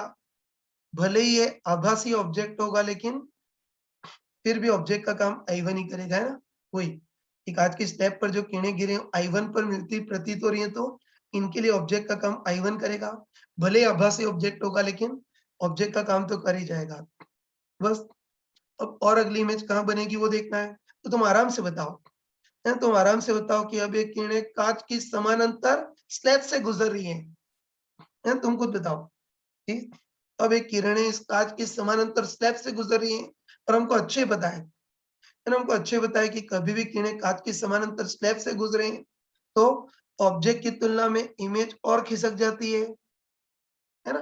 तो किरणें कांच की समानांतर स्लैब से गुजरे तो ऑब्जेक्ट की तुलना में इमेज खिसक जाती है और हमको अच्छे पता है कि कांच की स्लैब से गुजरने के कारण इमेज की शिफ्टिंग कितनी होगी, t1 - 1 अपन n रिलेटिव, जहां हमको पता है कि n रिलेटिव क्या होता है, n स्लैब अपन n ऑब्जर्वर। तो n स्लैब मतलब कांच की स्लैब का अपवर्तनांक तो 2 अपन n ऑब्जर्वर बाहर का माध्यम हवा है तो इसके लिए n रिलेटिव 2 आएगा। तो इमेज की शिफ्टिंग निकाल सकते हैं ना, बोल सकते हैं कि कांच की स्लैब से गुजरने के कारण इमेज की शिफ्टिंग कितनी होगी, t1 - 1 अपन n रिलेटिव। तो t तो स्लैब की मोटाई तो स्लैब की मोटाई 10 सेंटीमीटर 1 माइनस 1 अपन n रिलेटिव कितना है 2 है, तो t तो 10 1 माइनस 1 अपन n रिलेटिव कितना है 2। इसको सॉल्व कर लेना, इसको सॉल्व करोगे तो इमेज की शिफ्टिंग 5 सेंटीमीटर है ना। और मैंने चमका कर बताया था इस फॉर्मूले से जो शिफ्टिंग आती है वो किस दिशा में आती है, आपतित किरणों की दिशा में, है ना। बस पक्का बोल सकते हैं, पक्का बोल सकते हैं कि स्लैब पर जो किरणें गिर रही हैं वो I1 पर मिलती हुई प्रतीत हो रही है, इनके लिए ऑब्जेक्ट का काम I1 करेगा बस। अब ये किरणें कांच की समानांतर स्लैब से गुजरेंगी तो उसके कारण I1 की तुलना में अगली इमेज I2 शिफ्ट हो जाएगी और कितनी शिफ्ट होगी, 5 सेंटीमीटर आपतित किरणों की दिशा में। तो बताओ आपतित किरणें ऐसी आगे की ओर जा रही हैं तो I1 की तुलना में अगली इमेज I2 भी आगे की ओर शिफ्ट हो जाएगी और कितनी शिफ्ट होगी, 5 सेंटीमीटर। ये इमेज कैसे बनेगी, उसको किरण चित्र से जस्टिफाई करने की जरूरत नहीं है, ये बेवकूफी हम कई बार कर चुके हैं ना। बस पक्का बोल सकते हैं स्टेप से गुजरने के कारण I1 की तुलना में I2 और शिफ्ट हो जाएगी और कितनी होगी, 5 सेंटीमीटर आगे की ओर इतनी शिफ्ट होगी बस। अब और कोई प्रोसेस नहीं होगा तो बस बोल सकते हैं कि लेंस से अपवर्तन और स्टेप से गुजरने के बाद फाइनल इमेज कौन सी बनेगी, I2 जो I1 से 5 सेंटीमीटर दूरी पर है। तो बताओ इसकी लेंस से दूरी कितनी होगी, ये तो 30 और ये 5 35, तो फाइनल इमेज I2 बनेगी जो I1 से 5 सेंटीमीटर आगे बनेगी। तो लेंस से दूरी 30 प्लस 5 मतलब 35 सेंटीमीटर, ये इजीली कर सकते हो तुम। गुड मॉर्निंग बच्चों, देखो पिछली क्लास में हमने समानांतर स्लैब के कारण ऑब्जेक्ट की तुलना में इमेज की शिफ्टिंग पढ़ी थी। अब देखो कई बार ये शिफ्टिंग वाले क्वेश्चन परावर्तन से मिक्स करके पूछे जाते हैं। देखो इस क्वेश्चन की लैंग्वेज मैंने अब प्रॉपर शब्दों में लिख दी है, तुम वीडियो पॉज करके उसको नोट कर लेना, मैं जस्ट क्वेश्चन को एक्सप्लेन ही कर रहा हूँ, है ना। देखो इस बार हमको दे रखा है कि कोई ऐसा अवतल दर्पण है जिसकी फोकस दूरी 10 सेंटीमीटर है और इस अवतल दर्पण से 31 सेंटीमीटर डिस्टेंस पर कोई छोटा सा ऑब्जेक्ट रखा है और क्वेश्चन में कुछ भी नहीं कहा गया, तो ये मानेंगे कि ऑब्जेक्ट और अवतल दर्पण दोनों हवा में ही है। अब देखो अब हम ऐसा करते हैं कि ऑब्जेक्ट और अवतल दर्पण के बीच पारदर्शक कांच की कोई समानांतर स्लैब रखते हैं। जो स्लैब रख रहे हैं उसकी मोटाई 3 सेंटीमीटर है और ये जो स्लैब है जिस कांच का बना है उसका अपवर्तनांक 3/2 और बाहर के माध्यम के बारे में कुछ भी नहीं कहा गया, तो बाय डिफॉल्ट हवा ही मानेंगे। बस हमको पूछा है कि गोली दर्पण और ऑब्जेक्ट के बीच स्लैब रख दें तो इस केस में ऑब्जेक्ट की फाइनल इमेज कहाँ बनेगी, मतलब जो फाइनल इमेज बनेगी वो इस अवतल दर्पण से कितनी दूरी पर बनेगी वो देखना है। तो देखो क्वेश्चन करने के पहले एक बार थोड़ा देख लेते हैं कि इसमें प्रोसेस कौन कौन से होंगे वो देखते हैं, ठीक है। तो हम लॉजिकली बोल सकते हैं कि ऑब्जेक्ट जिस कलर का उस कलर की किरणें निकलेंगी। तो तुम बताओ कि सबसे पहले ऑब्जेक्ट की किरणें कांच की समानांतर स्लैब से गुजरेंगी तो उसके कारण ऑब्जेक्ट की तुलना में इमेज शिफ्ट होगी। उसके बाद ये किरणें अवतल दर्पण से टकराएंगी मतलब अवतल दर्पण से परावर्तित होंगी। और तुम बताओ कि लौटते समय किरणें वापस इस समानांतर स्लैब से गुजरेंगी तो वापस इमेज की शिफ्टिंग होगी। तो इस टाइप से इसमें कुल 3 प्रोसेस होंगे। बस 3 प्रोसेस के बाद फाइनल इमेज कहाँ बनेगी वो देखना है ना? स्टार्ट करते हैं। तो हमको पता है कि ऑब्जेक्ट जिस कलर का उस कलर की किरणें निकलेंगी, है ना? तो ऑब्जेक्ट से ऐसे किरणें निकलेंगी और तुम बताओ कि ऑब्जेक्ट की किरणें सबसे पहले कांच की समानांतर स्लैब से गुजरेंगी। तो हमको पता है कि किरणें कांच की समानांतर स्लैब से गुजरे तो ऑब्जेक्ट की तुलना में इमेज शिफ्ट हो जाती है ना?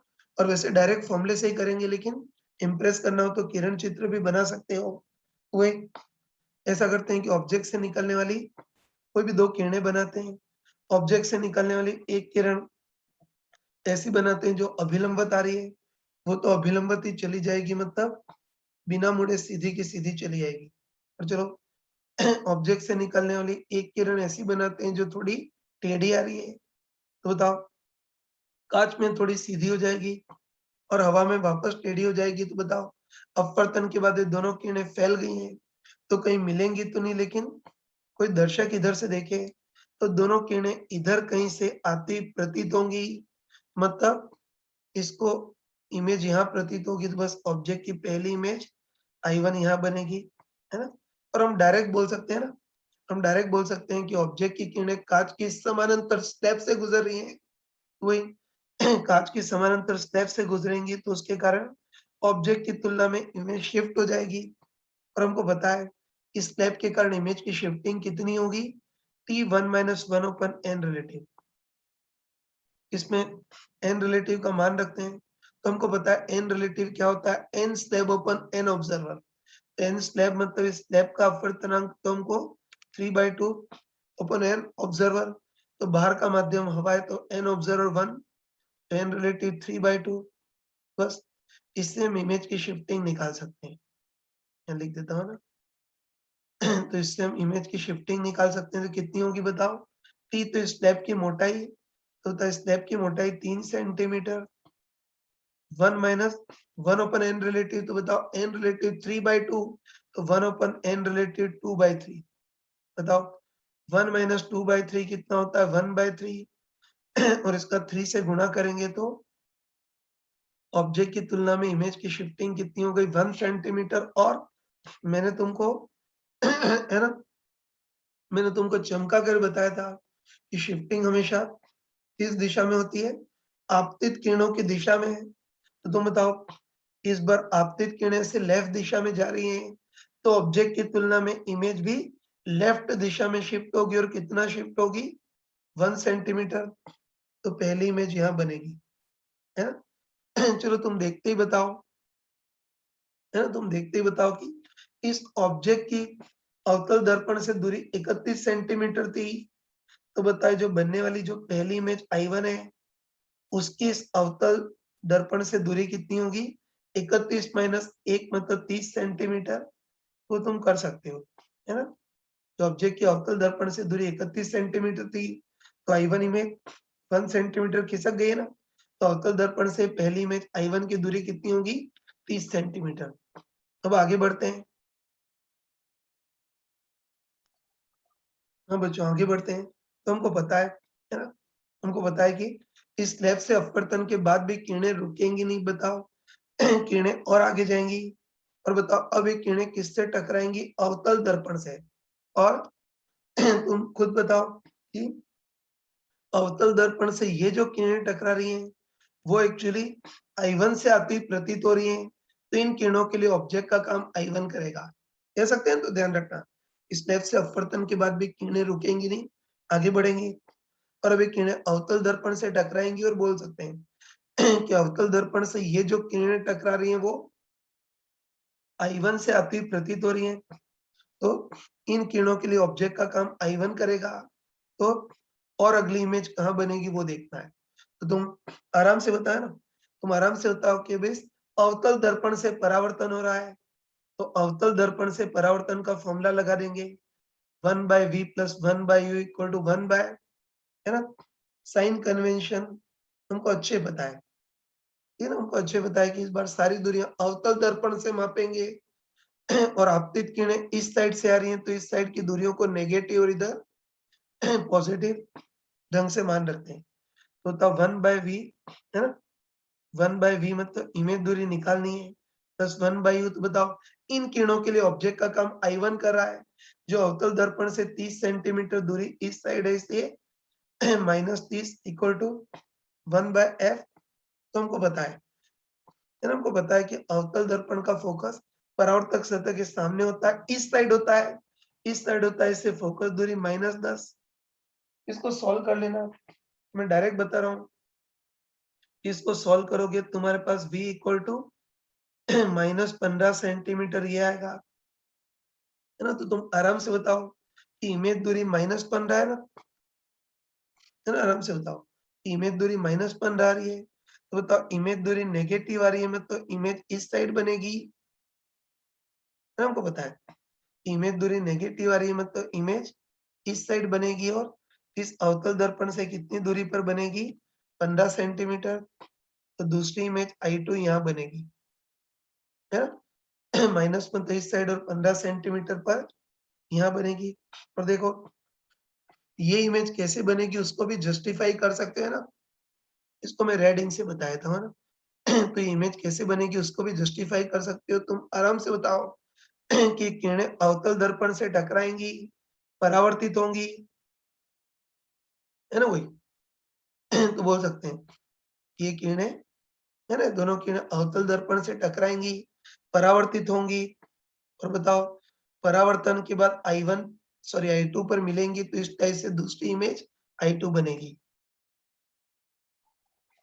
ठीक है, चित्र में बता दिया कि किरणें अवतल दर्पण से परावर्तित होंगी और परावर्तन के बाद I2 पर मिलेंगी, तो इस टाइप से दूसरी इमेज I2 बनेगी। लेकिन और आगे बढ़ते हैं, है ना। तो तुम बताओ, ठीक है ना, तुम बताओ कि परावर्तित किरणें I2 पर मिलेंगी तो सही, लेकिन मिलने के बाद रुकेंगी नहीं, किरणें और आगे बढ़ेंगी, सही है ना। तो किरणें I2 पर मिलेंगी तो सही, लेकिन मिलने के बाद रुकेंगी नहीं, किरणें और आगे बढ़ेंगी। और बताओ वापस लौटते समय किरणें वापस इस स्लैब से गुजरेंगी, बोल सकते हैं ना कि लौटते समय किरणें वापस इस समानांतर स्लैब से गुजरेंगी। और तुम बताओ कि लौटते समय किरणें वापस समानांतर स्लैब से गुजरेंगी, तो अब इमेज की और शिफ्टिंग होगी। और बताओ अब गधों से अब गधों से फॉर्मूला वापस लगाने की जरूरत नहीं, हमको पता है ना कि सेकेंड केस में भी, है ना, सेकेंड केस में भी स्लैब की मोटाई भी उतनी है, एन रिलेटिव भी उतना है, सारी चीजें सेम है। तो इस सेकेंड केस में भी शिफ्टिंग 1 सेंटीमीटर ही होगी, करने की जरूरत नहीं है, तो बोल सकते हैं कि लौटते समय किरणें वापस इस स्लैब से गुजरेंगी, वापस शिफ्टिंग होगी, स्लैब की मोटाई भी उतनी है, स्लैब का अपवर्तनांक भी उतना ही है, सारे पैरामीटर सेम है, इसलिए हम बोल सकते हैं कि लौटते समय, है ना, लौटते समय भी जो शिफ्टिंग होगी वो कितनी होगी, 1 सेंटीमीटर। और मैंने तुमको बिल्कुल चमका कर बताया था कि शिफ्टिंग किस दिशा में होती है, हमेशा आपतित किरणों की दिशा में। तो बताओ अब आपतित किरणें राइट दिशा में जा रही हैं, तो बताओ I2 की तुलना में I3 में राइट दिशा में शिफ्ट होगी, कह सकते हैं। तो ध्यान रखना कि पहले किरणें लेफ्ट दिशा में जा रही थी, तो इमेज लेफ्ट दिशा में शिफ्ट हो रही थी, लेकिन इस बार एक किरणें राइट दिशा में जा रही हैं, तो I2 की तुलना में अगली इमेज I3 राइट दिशा में शिफ्ट होगी। और कितनी शिफ्ट होगी, 1 सेंटीमीटर। और ये I3 इमेज कैसे बनेगी, इसको तुम जस्टिफाई भी कर सकते हो, है ना। तो तुम बताओ कि किरणें पहले हवा से कांच में जाएंगी, तो हमको पता है कि कांच में तो ये किरणें थोड़ी सी सीधी हो जाएंगी, लेकिन हवा में जाएंगी तो किरणें वापस टेढ़ी हो जाएंगी। तो तुम बताओ कि, है ना, तुम बताओ कि अपवर्तन के बाद दोनों किरणें फैली हैं तो मिलेंगी तो नहीं, लेकिन अगर कोई दर्शक यहाँ से देखे, है ना, अगर कोई दर्शक यहाँ से देखे तो ये किरणें इधर से आती हुई प्रतीत होंगी, तो इस तरह से ये फाइनल इमेज I3 बनेगी। और बताओ अब और कोई प्रोसेस नहीं होगा, बताओ अब किरणें हवा में आ गई है ना, अब किरणें हवा में चली गई, इससे और कोई प्रोसेस नहीं होगा, बस पक्का बोल सकते हैं ना। तो पक्का बोल सकते हैं कि इस ऑब्जेक्ट की फाइनल इमेज I3 होगी, है ना, बोल सकते हैं कि इस ऑब्जेक्ट की फाइनल इमेज I3 होगी, है ना, जो I2 और दर्पण से 15 सेंटीमीटर दूरी पर है, तो जो I3 और दर्पण से 16 सेंटीमीटर दूरी पर होगा, तो बस आंसर मिल गया। इस बार फाइनल इमेज I3 बनेगी, जो कि इस अवतल दर्पण से 16 सेंटीमीटर दूरी पर बनेगी, यानी ये कर ली। अब देखो इसमें कुछ कॉमन सेंस के क्वेश्चन पूछे जाते हैं। जैसे देखो पहले केस में मान लेते हैं कि कोई दर्शक इधर से देख रहा है, तो इसको इमेज कौन सी दिखेगी वो देखना है। तो तुम कॉमन सेंस से बताओ कि तुम कॉमन सेंस बताओ, कोई दर्शक इधर से देखे तब तो इसको स्नैप के शिफ्टिंग के बाद वाली किरणें मिलेंगी जो I3 पर मिलती हुई प्रतीत हो रही हैं, तब तो इसको इमेज I3 दिखेगी। लेकिन अगर किसी दर्शक को जल्दी पड़ी हो, वो स्लैब के भी पहले से देखे, तो तुम खुद बताओ कि अगर दर्शक स्लैब के भी, है ना, स्लैब के भी पहले से अगर देखे, तो फिर इसको स्लैब के शिफ्टिंग के पहले वाली किरणें मिलेंगी जो I2 पर मिलती प्रतीत हो रही है, तो तब इसको इमेज I2 दिखेगी। तो ये पहले ही बताया था कि जो इमेज है वो केवल ऑब्जेक्ट और किरणों पर ही नहीं बल्कि ऑब्जर्वर पर भी निर्भर करती है।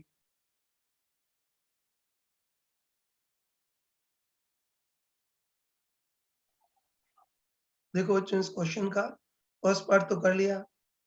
अब इस क्वेश्चन का सेकंड पार्ट करते हैं। तो सेकंड पार्ट पे हमको दे रखा है कि इस बार ऑब्जेक्ट एक्सटेंडेड ऑब्जेक्ट है जिसकी ऊंचाई 10 मिलीमीटर है।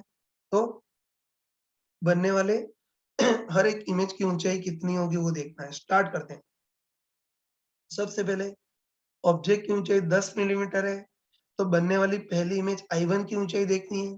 तो हमको अच्छे पता है ना, हमको अच्छे पता है कि ऑब्जेक्ट से जो I1 इमेज बन रही है वो इस समानांतर स्लैब से शिफ्टिंग के कारण बन रही है। और मैंने चमका कर बताया था कि समानांतर स्लैब से शिफ्टिंग हो तो इमेज का कोई आवर्धन नहीं होता है, अनुप्रस्थ दिशा में भी आवर्धन नहीं होता और अनुदैर्ध्य दिशा में भी आवर्धन नहीं होता है। मतलब बिंदास बोल सकते हैं कि ऑब्जेक्ट की ऊंचाई 10 मिलीमीटर है, तो बनने वाली पहली इमेज I1 की भी ऊंचाई 10 मिलीमीटर ही होगी। चलो अब I1 कितनी है, तो अगली इमेज I2 की ऊंचाई कितनी होगी वो देखना है। तो तुम देखते ही बताओ कि I1 से जो I2 इमेज बन रही है वो अवतल दर्पण से परावर्तन के कारण बन रही है, और हम मुंह जुबानी बोल सकते हैं, है ना। हम मुंह जुबानी बोल सकते हैं, बताओ अवतल दर्पण से जो परावर्तन हो रहा था उसमें ऑब्जेक्ट की दूरी तो 30, है ना। अवतल दर्पण से जो परावर्तन हो रहा था उसमें ऑब्जेक्ट की दूरी 30 थी और इमेज की दूरी 15 थी। तो तुम बताओ कि ऑब्जेक्ट की तुलना में इमेज की दूरी आधी है, तो समानुपाती रूप से इमेज की ऊंचाई भी आधी होगी। तो बताओ इन किरणों के लिए ऑब्जेक्ट का काम I1 करा था, इसकी ऊंचाई 10 मिलीमीटर थी, तो जो इमेज I2 बनेगी उसकी ऊंचाई इसकी आधी होगी, मतलब 5 मिलीमीटर। गोली दर्पण में बोल सकते हैं ना कि गोली दर्पण से परावर्तन जो हो रहा है उसमें ऑब्जेक्ट की तुलना में इमेज की दूरी आधी है, तो ऊंचाई भी आधी। तो I1 की ऊंचाई 10 मिलीमीटर, तो I2 की ऊंचाई 5 मिलीमीटर। और उल्टी होगी या सीधी वो भी बोल सकते हैं, तुम खुद बताओ कि इस बार इमेज इस साइड बन रही है मतलब वास्तविक बन रही है, और वास्तविक बनेगी तो निश्चित उल्टी बनेगी। तो I1 मुख्य अक्ष के ऊपर था, तो I2 मुख्य अक्ष के नीचे होगी जिसकी ऊंचाई 5 मिलीमीटर होगी। बस अब I2 की ऊंचाई इतनी हो गई, तो फाइनल इमेज I3 की ऊंचाई देखनी है। तो हमको अच्छे ही पता है कि बताओ I2 से I3 जो इमेज बन रही है वो इस समानांतर स्लैब से शिफ्टिंग के कारण बन रही है, और हमको पता है कि समानांतर स्लैब से शिफ्टिंग हो तो इमेज का कोई आवर्धन नहीं होता है, मतलब I2 की ऊंचाई 5 मिलीमीटर है तो I3 की भी ऊंचाई 5 मिलीमीटर। तो इस तरह से मुंह जुबानी हम कर सकते।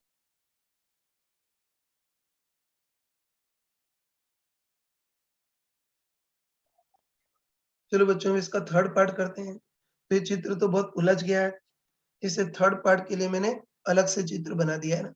तो थर्ड पार्ट में हमको दे रखा है कि दर्पण और स्लैब ये दोनों तो फिक्स है, लेकिन ऑब्जेक्ट 12 मिलीमीटर पर सेकेंड के वेग से इधर की ओर गति कर रहा है, तो बनने वाली प्रत्येक इमेज का वेग कितना होगा वो देखना है ना। स्टार्ट करते हैं। सबसे पहले ऑब्जेक्ट का वेग इतना है, तो बनने वाली पहली इमेज I1 का वेग कितना होगा वो देखना है। तो हमको अच्छे पता है कि ऑब्जेक्ट से जो I1 इमेज बनी है वो स्लैब से शिफ्टिंग के कारण बनी है, तो हमको पता है कि स्लैब की मोटाई भी कांस्टेंट है, अपवर्तनांक भी कांस्टेंट है, तो ऑब्जेक्ट और बनने वाली पहली इमेज I1 की भी शिफ्टिंग 1 सेंटीमीटर हमेशा कांस्टेंट रहेगी। और तुम बताओ, है ना, तुम बताओ कि शिफ्टिंग को कांस्टेंट रखने के लिए मतलब दोनों के बीच फासले को कांस्टेंट मेंटेन रखने के लिए ऑब्जेक्ट 12 के वेग से गति कर रहा है, तो बेचारी इस इमेज को भी 12 मिलीमीटर पर सेकंड के वेग से ही गति करना होगा। ये पहले बताया था कि दोनों के बीच शिफ्टिंग या फासला कांस्टेंट मेंटेन रखने के लिए ऑब्जेक्ट 12 के वेग से गति कर रहा है, तो बेचारी इमेज I1 को भी 12 मिलीमीटर पर सेकंड के वेग से उसी दिशा में गति करनी पड़ेगी। चलो अब I1 का वेग इतना है, तो बनने वाली अगली इमेज I2 का वेग देखना है। तो हमको अच्छे पता है ना? हमको अच्छे पता है कि I1 से I2 जो इमेज बन रही है वो इस अवतल दर्पण से परावर्तन के कारण बन रही है। और हम डायरेक्ट बोल सकते हैं ना, डायरेक्ट बोल सकते हैं, बताओ अवतल दर्पण से जो परावर्तन हो रहा था उसमें ऑब्जेक्ट की दूरी 30 और इमेज की दूरी 15, तो तुम बताओ कि ऑब्जेक्ट की तुलना में इमेज की दूरी आधी है, तो ऑब्जेक्ट की तुलना में इमेज का जो वेग होगा वो आधे का स्क्वायर मतलब 1/4 होगा। बताया ना कि गोली दर्पण और लेंस के लिए स्क्वायर वाला जुगाड़ लगा सकते हैं। तो बस कह सकते हैं कि I1 से I2 इमेज अवतल दर्पण से परावर्तन के कारण बन रही है, और अवतल दर्पण से जो परावर्तन हो रहा है उसमें ऑब्जेक्ट दूरी 30, इमेज दूरी 15, तो बस ऑब्जेक्ट की तुलना में इमेज की दूरी आधी है, तो समानुपाती रूप से ऊंचाई भी आधी होगी, लेकिन ऑब्जेक्ट की तुलना में इमेज का वेग आधे का स्क्वायर मतलब 1/4 होगा।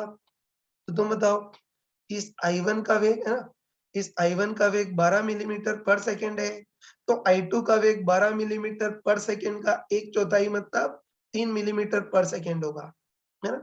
और उसकी दिशा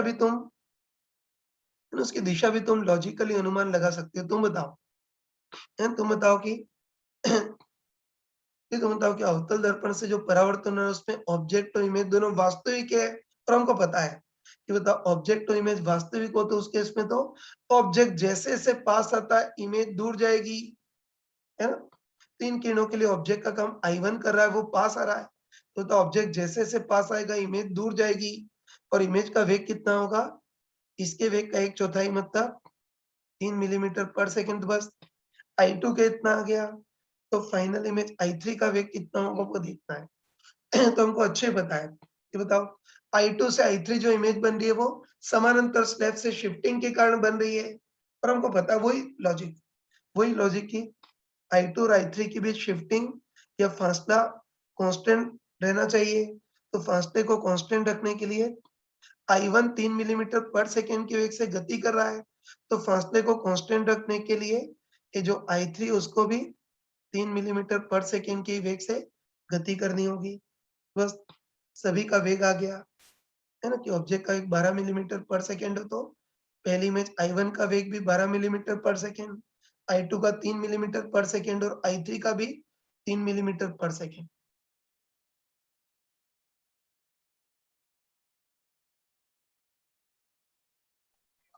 देखो बच्चों, अभी तक तो हमने जितने भी क्वेश्चन किए थे उसमें ऑब्जेक्ट और ऑब्जर्वर के बीच पारदर्शक कांच की एक ही स्लैब रखी थी, लेकिन अब इसमें कई बार ऐसे क्वेश्चन आते हैं जिसमें ऑब्जेक्ट और ऑब्जर्वर के बीच पारदर्शक कांच की बहुत सारी स्लैब रखते हैं, है ना? और हमको पता है कि अगर बहुत सारी स्लैब रखें तो सिंपली हर एक स्लैब के कारण शिफ्टिंग अलग-अलग निकालेंगे। तो चलो इसके लिए बहुत ऑर्डिनरी टाइप का केस लेते हैं ना।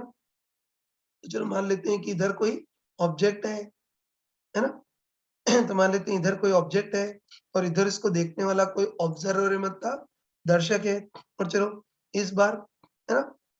इस बार ऑब्जेक्ट और ऑब्जर्वर के बीच पारदर्शक कांच की दो-दो स्लैब रख दी हैं।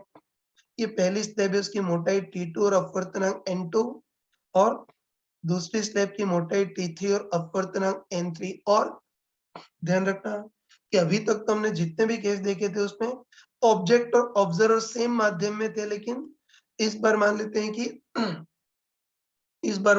कि ऑब्जेक्ट और ऑब्जर्वर अलग-अलग माध्यम में, मतलब ऑब्जर्वर जिस माध्यम में उसका अपवर्तनांक तो n ऑब्जर्वर, और ऑब्जेक्ट किसी दूसरे माध्यम में उसका अपवर्तनांक n1 मान लेते हैं। तो तुम स्मार्टली बताओ, है ना? तो तुम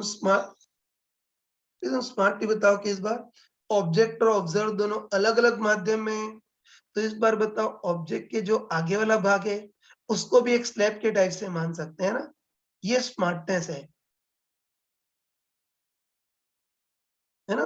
तो ध्यान रखना, है ना? आगे ये स्मार्टनेस रखना है यार, कि अगर ऑब्जेक्ट और ऑब्जर्वर अलग-अलग माध्यम में हो, तो ऐसे केस में ऑब्जेक्ट के जो आगे वाला भाग है उसको भी एक स्लैब मान सकते हैं ना? तो ऑब्जेक्ट के जो आगे वाला भाग है उसको भी एक स्लैब के टाइप से मान सकते हैं, जिसकी मोटाई T1 और अपवर्तनांक N1 मान लेते हैं। तो तुम बताओ कि अब ऑब्जेक्ट और ऑब्जर्वर की भी प्रभावी रूप से 3-3 स्लैब हो गई, है ना? तो चलो इस बार भी मान लेते हैं कि है ना? इस बार भी मान लेते हैं कि ऑब्जेक्ट से किरणें निकल रही हैं और तुम देखते ही बताओ, है ना? तुम देखते ही बताओ कि इस बार ऑब्जेक्ट से जो किरणें निकल रही हैं वो प्रभावी रूप से 3-3 स्लैब से गुजर रही हैं। तो हर स्लैब के कारण शिफ्टिंग अलग-अलग होगी। आराम से बताओ, इस पहली स्लैब के कारण शिफ्टिंग कितनी होगी? T1 1 - 1 upon N1 relative. दूसरी स्टेप के कारण shifting T2 1 - 1 upon N2 relative और तीसरी स्टेप के कारण shifting T3 1 - 1 upon N3 relative. तो बताओ, ये बताओ, ऑब्जेक्ट की किरणें तीनों स्टेप से गुजरेंगी, तो इन तीनों स्टेप के कारण इमेज की कुल शिफ्टिंग कितनी होगी? सिंपली इन सब का योग।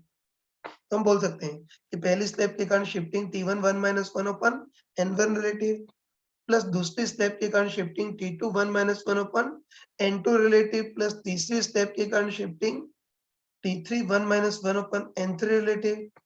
तो तब इमेज की कुल शिफ्टिंग कितनी होगी? सिंपली इन सब का योग। और हमको अच्छे पता है कि इसमें बताओ N1 रिलेटिव क्या होगा? N1 slab upon N observer. N2 relative क्या होगा? N2 slab upon N observer. और N3 रिलेटिव क्या होगा? N3 slab upon N observer, है ना? बस अब हम कॉन्फिडेंटली बोल सकते हैं। यस बच्चों, अब हम बिल्कुल कॉन्फिडेंटली बोल सकते हैं कि ऑब्जेक्ट और ऑब्जर्वर की आज की बहुत सारी स्लैब हो, तो सिंपली हर एक स्लैब के कारण शिफ्टिंग अलग-अलग होगी। तो अब इमेज की कुल shifting T1 1 - 1 upon N1 relative plus T2 1 - 1 upon N2 relative plus T3 1 - 1 upon N3 relative होगा। और मैंने चमका कर बताया था कि बताओ इस बार भी इमेज की शिफ्टिंग किस दिशा में होगी? आपतित किरणों की दिशा में, है तो ध्यान रखना। इस बार भी इमेज की शिफ्टिंग आपतित किरणों की दिशा में होगी। तो बताओ इस बार आपतित किरणें लेफ्ट दिशा में जा रही हैं, तो ऑब्जेक्ट की तुलना में इमेज लेफ्ट दिशा में शिफ्ट होगी। और आपतित किरणें से राइट दिशा में जाएं तो ऑब्जेक्ट की तुलना में इमेज राइट दिशा में शिफ्ट होगी। तो बहुत सारी स्लैब हो तब शिफ्टिंग इन सब का योग, लेकिन शिफ्टिंग तो इस बार भी आपतित किरणों की दिशा में ही होगी।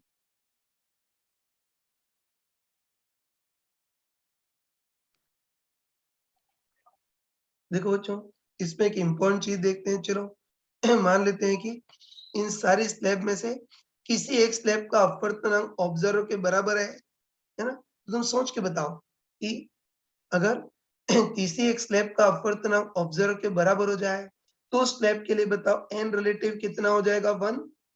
और बताओ एन रिलेटिव 1, तो 1 ओपन एन रिलेटिव भी 1 हो गया। तो उसके कारण बताओ शिफ्टिंग कितनी हो जाएगी? बिल्कुल 0, है ना? तो इतना हम बोल सकते हैं ना, बस हम पक्का बोल सकते हैं। इन सारी स्लैब में से किसी एक स्लैब का अपवर्तनांक अगर ऑब्जर्वर के बराबर हो तो उसके लिए एन रिलेटिव 1 हो जाएगा। और एन रिलेटिव 1 हो जाएगा तो उस स्लैब के कारण शिफ्टिंग बिल्कुल 0 हो जाएगी।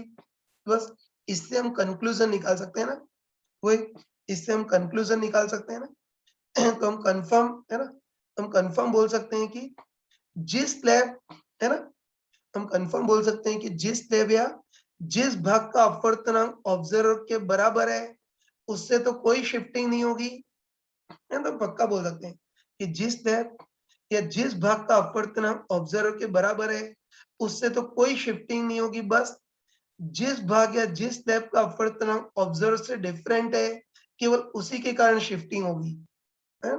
देखो कई मूर्ख लोग ये बोलते हैं कि किरणें इतने भी भाग से भी तो गुजर रही हैं, इसके कारण शिफ्टिंग नहीं होगी क्या?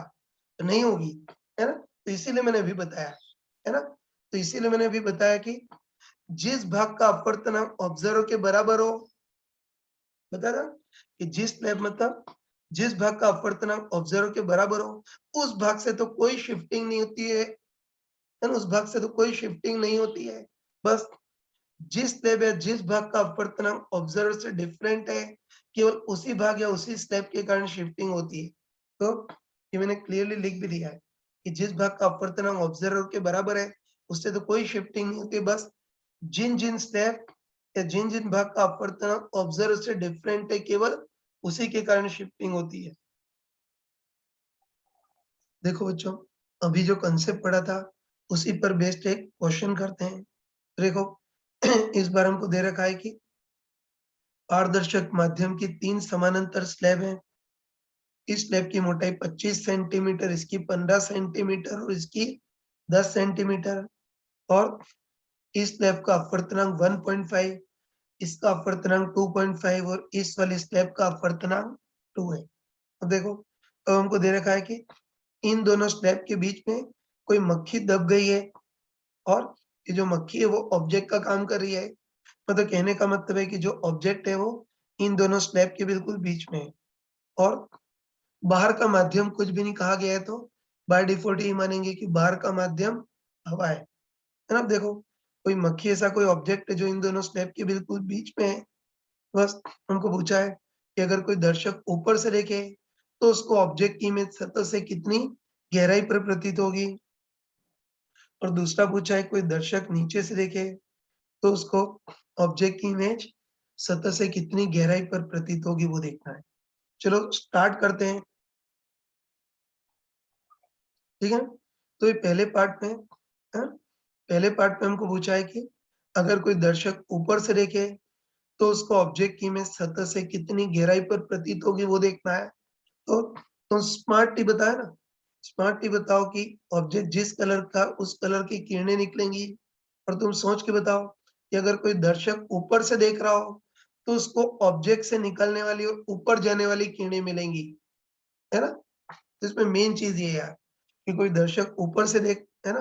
कोई दर्शक ऊपर से देख रहा हो तो उसको ऑब्जेक्ट से निकलने वाली और ऊपर जाने वाली किरणें मिलेंगी, और तुम देखते ही बताओ कि ऑब्जेक्ट की जो किरणें ऊपर की ओर जा रही है वो किससे गुजरेंगी, केवल इन दोनों स्लैब से ही गुजरेंगी। तो केवल इन दोनों स्लैब के कारण ही शिफ्टिंग होगी, है। तो ये मेन चीज है कि दर्शक ऊपर से देखे तो उसको ऑब्जेक्ट की ऊपर जाने वाली किरणें मिलेंगी, और ऑब्जेक्ट की जो किरणें ऊपर की ओर जा रही हो केवल इन दोनों स्लैब से गुजर रही है, तो केवल इन दोनों स्लैब के कारण ही शिफ्टिंग होगी। तो बताओ, इस पहली स्लैब के कारण शिफ्टिंग T1 1 माइनस 1 अपन N1 रिलेटिव, प्लस दूसरी स्लैब के कारण शिफ्टिंग T2 1 माइनस 1 अपन N2 रिलेटिव। चलो पहले हम N1 रिलेटिव और N2 रिलेटिव का मान रख देते हैं, है ना? पहले N1 रिलेटिव तो हमको पता है कि N1 रिलेटिव क्या होगा, N1 स्लैब अपन N ऑब्जर्वर।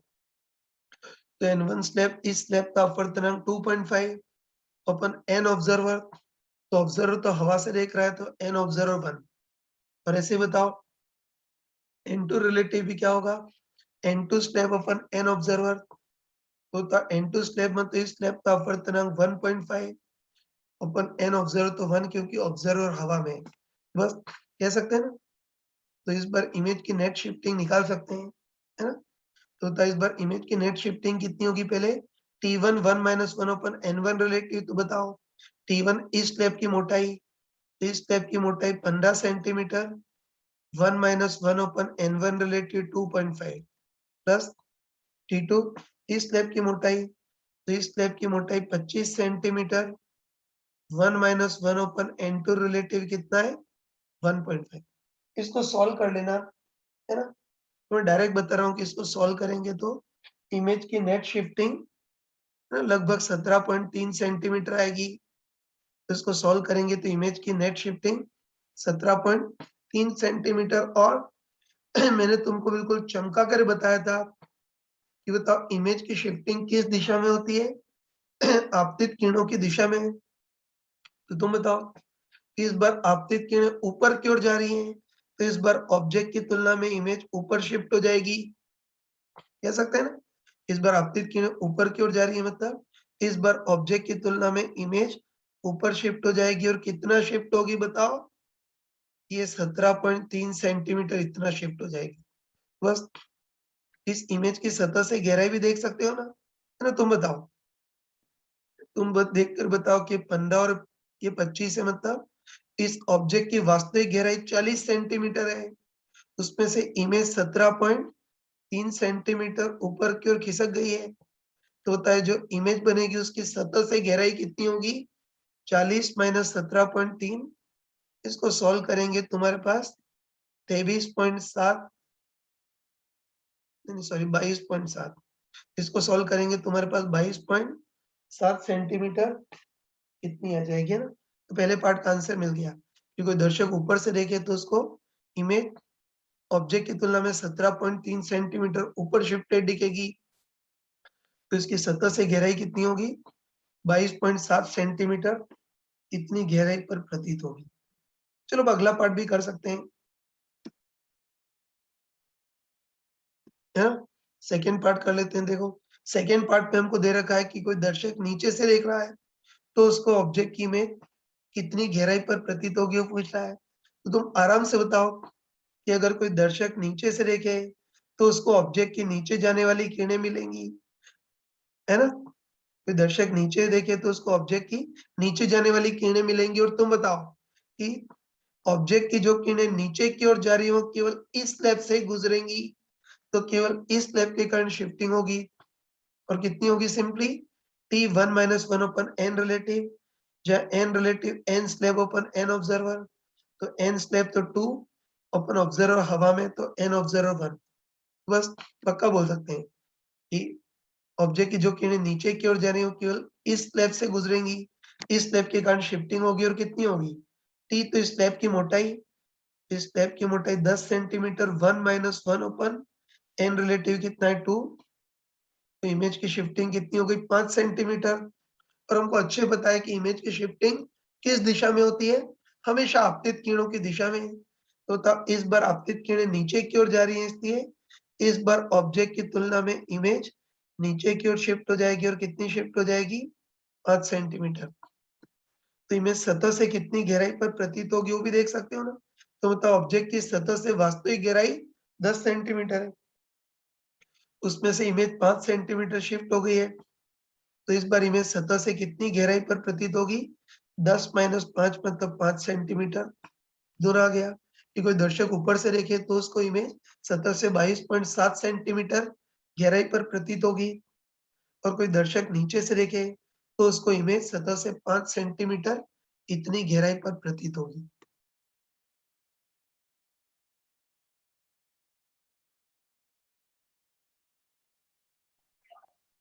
चलो बच्चों स्लैब से शिफ्टिंग का एक लास्ट क्वेश्चन लेते हैं जो थोड़ा मैथमेटिकल है। तो क्वेश्चन की लैंग्वेज तो मैंने लिख दी है, तुम वीडियो पॉज करके नोट कर लेना। मैं जस्ट एक्सप्लेन ही कर रहा हूँ, है ना, ध्यान से देखना। देखो इस बार हमको दे रखा है कि कोई पात्र है, और इस पात्र में 10 सेंटीमीटर गहराई तक कोई पारदर्शक द्रव भरा है। और देखो इस बार हमको दे रखा है कि इस पारदर्शक द्रव का अपवर्तनांक समरूप नहीं असमरूप है। तो हमको दे रखा है कि इस पारदर्शक द्रव का अपवर्तनांक असमरूप है, मतलब इसका अपवर्तनांक बॉटम से ऊंचाई y के साथ चेंज कर रहा है। और क्वेश्चन में हमको दे रखा है कि इस बार इसका अपवर्तनांक कैसे चेंज कर रहा है, 20/20 माइनस y, इस टाइप से द्रव का अपवर्तनांक चेंज कर रहा है। और बाहर के माध्यम के बारे में कुछ भी नहीं कहा गया, तो बाय डिफॉल्ट यही मानेंगे कि बाहर का माध्यम हवा है। तो वही इस पात्र के बॉटम में कोई सिक्का रख दिया जो कि ऑब्जेक्ट का काम कर रहा है, और कोई दर्शक ऊपर से देख रहा है मतलब हवा से देख रहा है। तो हमको देखना है कि अगर कोई दर्शक ऊपर से देखे मतलब हवा से देखे तो उसको ऑब्जेक्ट की इमेज सतह से कितनी गहराई पर प्रतीत होगी वो देखना है।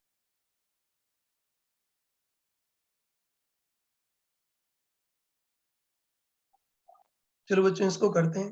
तो हमको पता है कि ऑब्जेक्ट जिस कलर का है उस कलर की किरणें निकलेंगी, और है ना क्लियरली बोल सकते हैं कि ऑब्जेक्ट की किरणें 10 सेंटीमीटर मोटाई की लिक्विड की स्लैब से गुजरेंगी। बताओ 10 सेंटीमीटर ऊंचाई का जो लिक्विड है उसको भी एक समानांतर स्लैब मान सकते हैं ना। तो हम पक्का बोल सकते हैं कि ऑब्जेक्ट जिस कलर का उस कलर की किरणें निकलेंगी। और तुम बताओ कि ऑब्जेक्ट की किरणें, है ना, ऑब्जेक्ट की किरणें 10 सेंटीमीटर मोटाई की द्रव की स्लैब से गुजरेंगी, तो ऑब्जेक्ट की तुलना में इमेज कितना शिफ्ट होगी वो देखना है तो तुम खुद बताओ।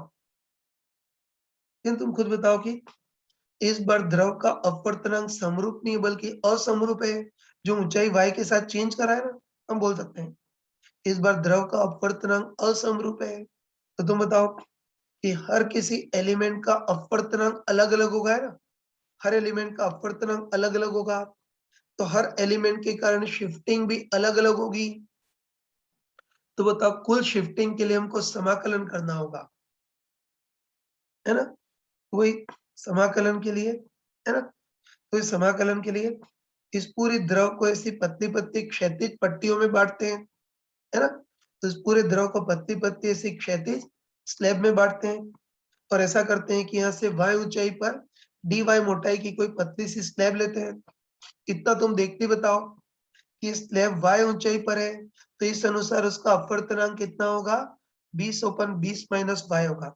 बस सबसे पहले हम देखते हैं कि सबसे पहले हम देखते हैं कि ऑब्जेक्ट की किरणें जब इस पतली सी स्लैब से गुजरे तो इस पतली सी स्लैब के इस पतले से एलिमेंट के कारण शिफ्टिंग कितनी होगी वो देखते हैं। तो वही देखते हैं सबसे पहले कि जब किरणें इस पतली सी स्लैब है पतले से एलिमेंट से गुजरेंगी तो तुम बताओ कि इस पतले से एलिमेंट के कारण इमेज की शिफ्टिंग कितनी होगी, वही T1 माइनस 1/n रिलेटिव। तो T की जगह तो इस स्लैब की मोटाई dy है ना, तो T की जगह इस एलिमेंट की मोटाई dy 1 माइनस 1/n रिलेटिव। और हमको अच्छे ही पता है कि बता n रिलेटिव क्या होता है, basically n slab open n observer. तो स्लैब y ऊंचाई पर है, इसका अपवर्तनांक तो कितना होगा, 20/20 माइनस y होगा ओपन n ऑब्जर्वर। तो बता ऑब्जर्वर हवा में तो उसका अपवर्तनांक 1, तो इसको सॉल्व करेंगे तो n रिलेटिव 20/20 माइनस y आ जाएगा, है ना, बस मैं लिख देता हूँ, है ना। मैं लिख देता हूँ कि जब किरणें इस पतली सी स्लैब से गुजरेंगे ना या पतले से एलिमेंट से गुजरेंगी तो इस पतले से एलिमेंट के कारण इमेज की शिफ्टिंग कितनी होगी, T1 माइनस 1/n रिलेटिव ना, तो T तो इस पतले से एलिमेंट की मोटाई dy 1 माइनस 1/n रिलेटिव। तो तुम बताओ कि n रिलेटिव 20/20 माइनस y है, तो 1/n रिलेटिव इसका उल्टा हो जाएगा, 20 माइनस y/20 हो जाएगा। इसको अलग अलग भी कर सकते हैं, बताओ 20/20 करेंगे तो 1 माइनस y/20 ऐसा लिख सकते हैं। आगे सॉल्व कर लेना, है ना, तो बताओ सॉल्व करेंगे तो 1 से 1 कैंसल और ये माइनस माइनस का प्लस आ जाएगा। तो इसको सॉल्व करेंगे तो हम बोल सकते हैं कि इस पतली सी स्लैब या पतले से एलिमेंट के कारण इमेज की शिफ्टिंग कितनी होगी, है ना, 1 से 1 कैंसल माइनस माइनस का प्लस हो जाएगा, तो कितनी आ जाएगी y/20 इंटू dy। तो इस पतले से एलिमेंट के कारण इमेज की शिफ्टिंग इतनी होगी। बस आराम से बताओ कि इस पतले से एलिमेंट के कारण शिफ्टिंग इतनी हो रही है, तो इस पूरे लिक्विड के कारण टोटल शिफ्टिंग कितना होगा, इसका समाकलन। तो इस पूरे लिक्विड के कारण टोटल शिफ्टिंग कितना होगा, इसका समाकलन। चलो डायरेक्ट बताओ, इस समाकलन करेंगे तो 1/20 तो कांस्टेंट है बाहर और अंदर इंटीग्रेशन y dy हो गया, लिमिट भी रखते हैं। तो तुम बताओ कि y हम यहाँ से माप रहे हैं, तो बताओ सबसे पहले एलिमेंट ये होगा जिसके लिए y इक्वल टू 0, फिर y इक्वल टू 1 2 3 करते हुए लास्ट एलिमेंट ये होगा जिसके लिए y इक्वल टू 10। तो तुम खुद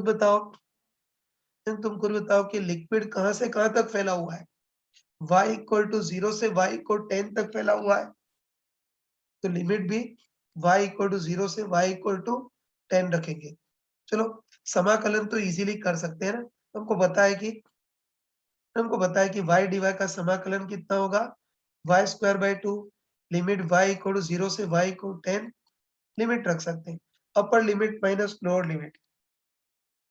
तो तुम बताओ कि अपर लिमिट पे y की जगह 10 रखेंगे तो 10²/2 मतलब 50 माइनस लोअर लिमिट पे y की जगह 0 रखेंगे तो 0। बस इमेज की टोटल शिफ्टिंग हमारे पास आ गई, है ना, इमेज की टोटल शिफ्टिंग कितनी हो गई, तो 1/20 और समाकलन करके लिमिट रखेंगे तो 50, तो 2/5 सॉरी 5/2 मतलब 2.5 सेंटीमीटर।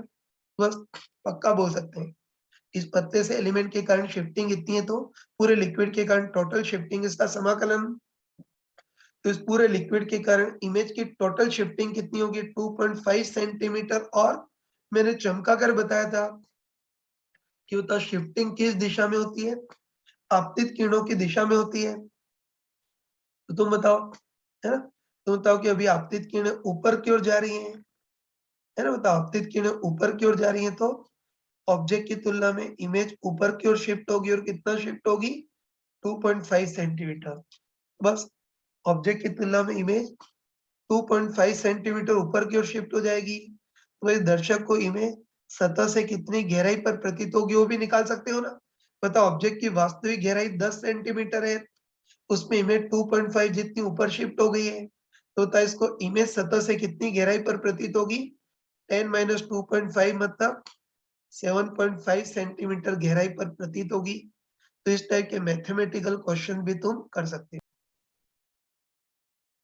देखो बच्चों, अभी हमने समानांतर स्लैब के कारण इमेज की शिफ्टिंग पढ़ी। अब उसी पे बेस्ड एक कॉमन क्वेश्चन लेते हैं, लेकिन उसके पहले एक बहुत मामूली सी चीज पूछ रहा हूँ, ध्यान से बताना। तो जैसे मान लेते हैं कि ऑब्जेक्ट है और ऑब्जेक्ट की किरणें 10 सेंटीमीटर मोटाई की पानी की स्लैब से गुजर रही हैं। ये तो ऑब्जेक्ट की वास्तविक गहराई 10 सेंटीमीटर है, और स्लैब से गुजरने के कारण ऑब्जेक्ट की तुलना में इमेज 3 सेंटीमीटर ऊपर शिफ्ट हो गई है। तो इमेज की आभासी गहराई कितनी होगी इजीली बता सकते हैं। तो हमको पता है कि ऑब्जेक्ट की वास्तविक गहराई 10 सेंटीमीटर है, और इस पानी की स्लैब के कारण इमेज 3 सेंटीमीटर ऊपर शिफ्ट हो गई, तो इमेज की आभासी गहराई कितनी होगी 10 माइनस 3 मतलब 7 सेंटीमीटर। बिल्कुल छोटे बच्चों टाइप से बोल सकते हैं कि इमेज की आभासी गहराई बराबर ऑब्जेक्ट की गहराई माइनस शिफ्टिंग। कह सकते हैं ना, इमेज की आभासी गहराई बराबर ऑब्जेक्ट की वास्तविक गहराई माइनस शिफ्टिंग। तो मामूली सी चीज देख ली। बस अब अपना मेन क्वेश्चन कर सकते हैं। एक्चुअली मुझे इसलिए बताना पड़ा क्योंकि कई महामूर्ख इतना भी नहीं कर पाते। तो अब अपना मेन क्वेश्चन कर सकते हैं, है ना, ध्यान से देखना। तो देखो, इस बार भी हमको दे रखा है कोई पात्र है, इसके बॉटम में कोई सिक्का रख दिया है जो कि ऑब्जेक्ट का काम कर रहा है, और इस बार इस पात्र में हमने 3 अलग-अलग टाइप के पारदर्शक द्रव भरे हैं। तो हमको दे रखा है कि h1 ऊंचाई तक हमने कोई एक पारदर्शक द्रव भरा है जिसका अपवर्तनांक म्यू1, h2 ऊंचाई तक कोई दूसरा पारदर्शक द्रव भरा है जिसका अपवर्तनांक म्यू2, और h3 ऊंचाई तक हमने कोई तीसरा पारदर्शक द्रव भरा है जिसका अपवर्तनांक म्यू3 है, और ऑब्वियसली बाहर का माध्यम हवा है। तो हमको पूछा है कि कोई ऑब्जर्व ऊपर से देखे मतलब हवा से देखे, तो उसको ऑब्जेक्ट की इमेज सतह से कितनी गहराई पर प्रतीत होगी वो देखना है। चलो इसको कर सकते हैं ना। तो हमको पता है कि बताओ ऑब्जेक्ट जिस कलर का होगा उस कलर की किरणें निकलेंगी, और तुम देखते ही बताओ कि इस बार ऑब्जेक्ट की किरणें इन 3 समानांतर स्लैब से गुजर रही हैं। ये तीनों टाइप के जो लिक्विड है वो समानांतर स्लैब के टाइप से ही काम करेंगे ना। तो पक्का बोल सकते हैं कि ऑब्जेक्ट से ऐसी किरणें निकलेंगी, और साफ साफ दिख रहा है कि इस बार ऑब्जेक्ट की किरणें 3 समानांतर स्लैब से गुजरेंगी।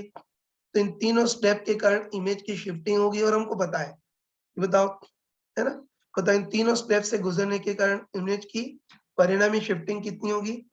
पहली स्लैब के कारण T1 1 माइनस 1 अपन N1 रिलेटिव प्लस दूसरी स्लैब के कारण T2 1 माइनस 1 अपन N2 रिलेटिव प्लस तीसरी स्लैब के कारण T3 1 माइनस 1 अपन N3 रिलेटिव। इनमें मान भी रख सकते हैं, जैसे N1 रिलेटिव, तो हमको पता है कि N1 रिलेटिव क्या होगा N1 स्लैब अपन N ऑब्जर्वर, तो होता N1 स्लैब तो कितना है म्यू1 अपन N ऑब्जर्वर 1, क्योंकि ऑब्जर्वर हवा से देख रहा है। वैसे ही बताओ N2 रिलेटिव क्या होगा N2 स्लैब म्यू2 अपन N ऑब्जर्वर 1, और N3 रिलेटिव क्या होगा N3 स्लैब अपन N ऑब्जर्वर, तो N3 स्लैब म्यू3 अपन N ऑब्जर्वर 1। तो इससे हम इमेज की परिणामी शिफ्टिंग निकाल सकते हैं। बस इमेज की परिणामी शिफ्टिंग कितनी होगी, पहले T1 1 माइनस 1 अपन N1 रिलेटिव, तो T1 इस स्लैब की मोटाई, तो इस स्लैब की मोटाई H1 है, 1 माइनस 1 अपन n1 रिलेटिव की जगह म्यू1 प्लस T2 दूसरे स्लैब की मोटाई वो H2 है। 1 माइनस 1 अपन n2 रिलेटिव की जगह म्यू2 प्लस T3 तीसरे स्लैब की मोटाई वो H3 है। 1 माइनस 1 अपन n3 रिलेटिव की जगह म्यू3, बस इन तीनों स्टेप के कारण इमेज की कुल शिफ्टिंग इतनी होगी। चलो इसको थोड़ा सॉल्व भी कर सकते हैं। H1 में 1 का गुणा करेंगे तो H1, H2 में 1 का गुणा करेंगे तो H2 और H3 में 1 का गुणा करेंगे तो H3। तो इसमें H1 plus H2 plus H3 को अलग करते हैं और इनको अलग करेंगे, है ना? इनको अलग करेंगे तो क्या बचेगा? Minus H1 by mu one plus H2 by mu two plus H3 by म्यू3 इतना बचेगा। तो बस पक्का बोल सकते हैं कि इन तीनों स्टेप से गुजरने के कारण ऑब्जेक्ट की तुलना में इमेज की परिणामी शिफ्टिंग इतनी होगी। और मैंने, है ना, मैंने तुमको चमका कर बताया था कि हर बार शिफ्टिंग किस दिशा में होती है? आपतित किरणों की दिशा में। तो तुम बताओ, इस बार आपतित किरणें ऊपर की ओर जा रही हैं तो इस बार ऑब्जेक्ट की तुलना में इमेज ऊपर की ओर शिफ्ट हो जाएगी, है ना भाई?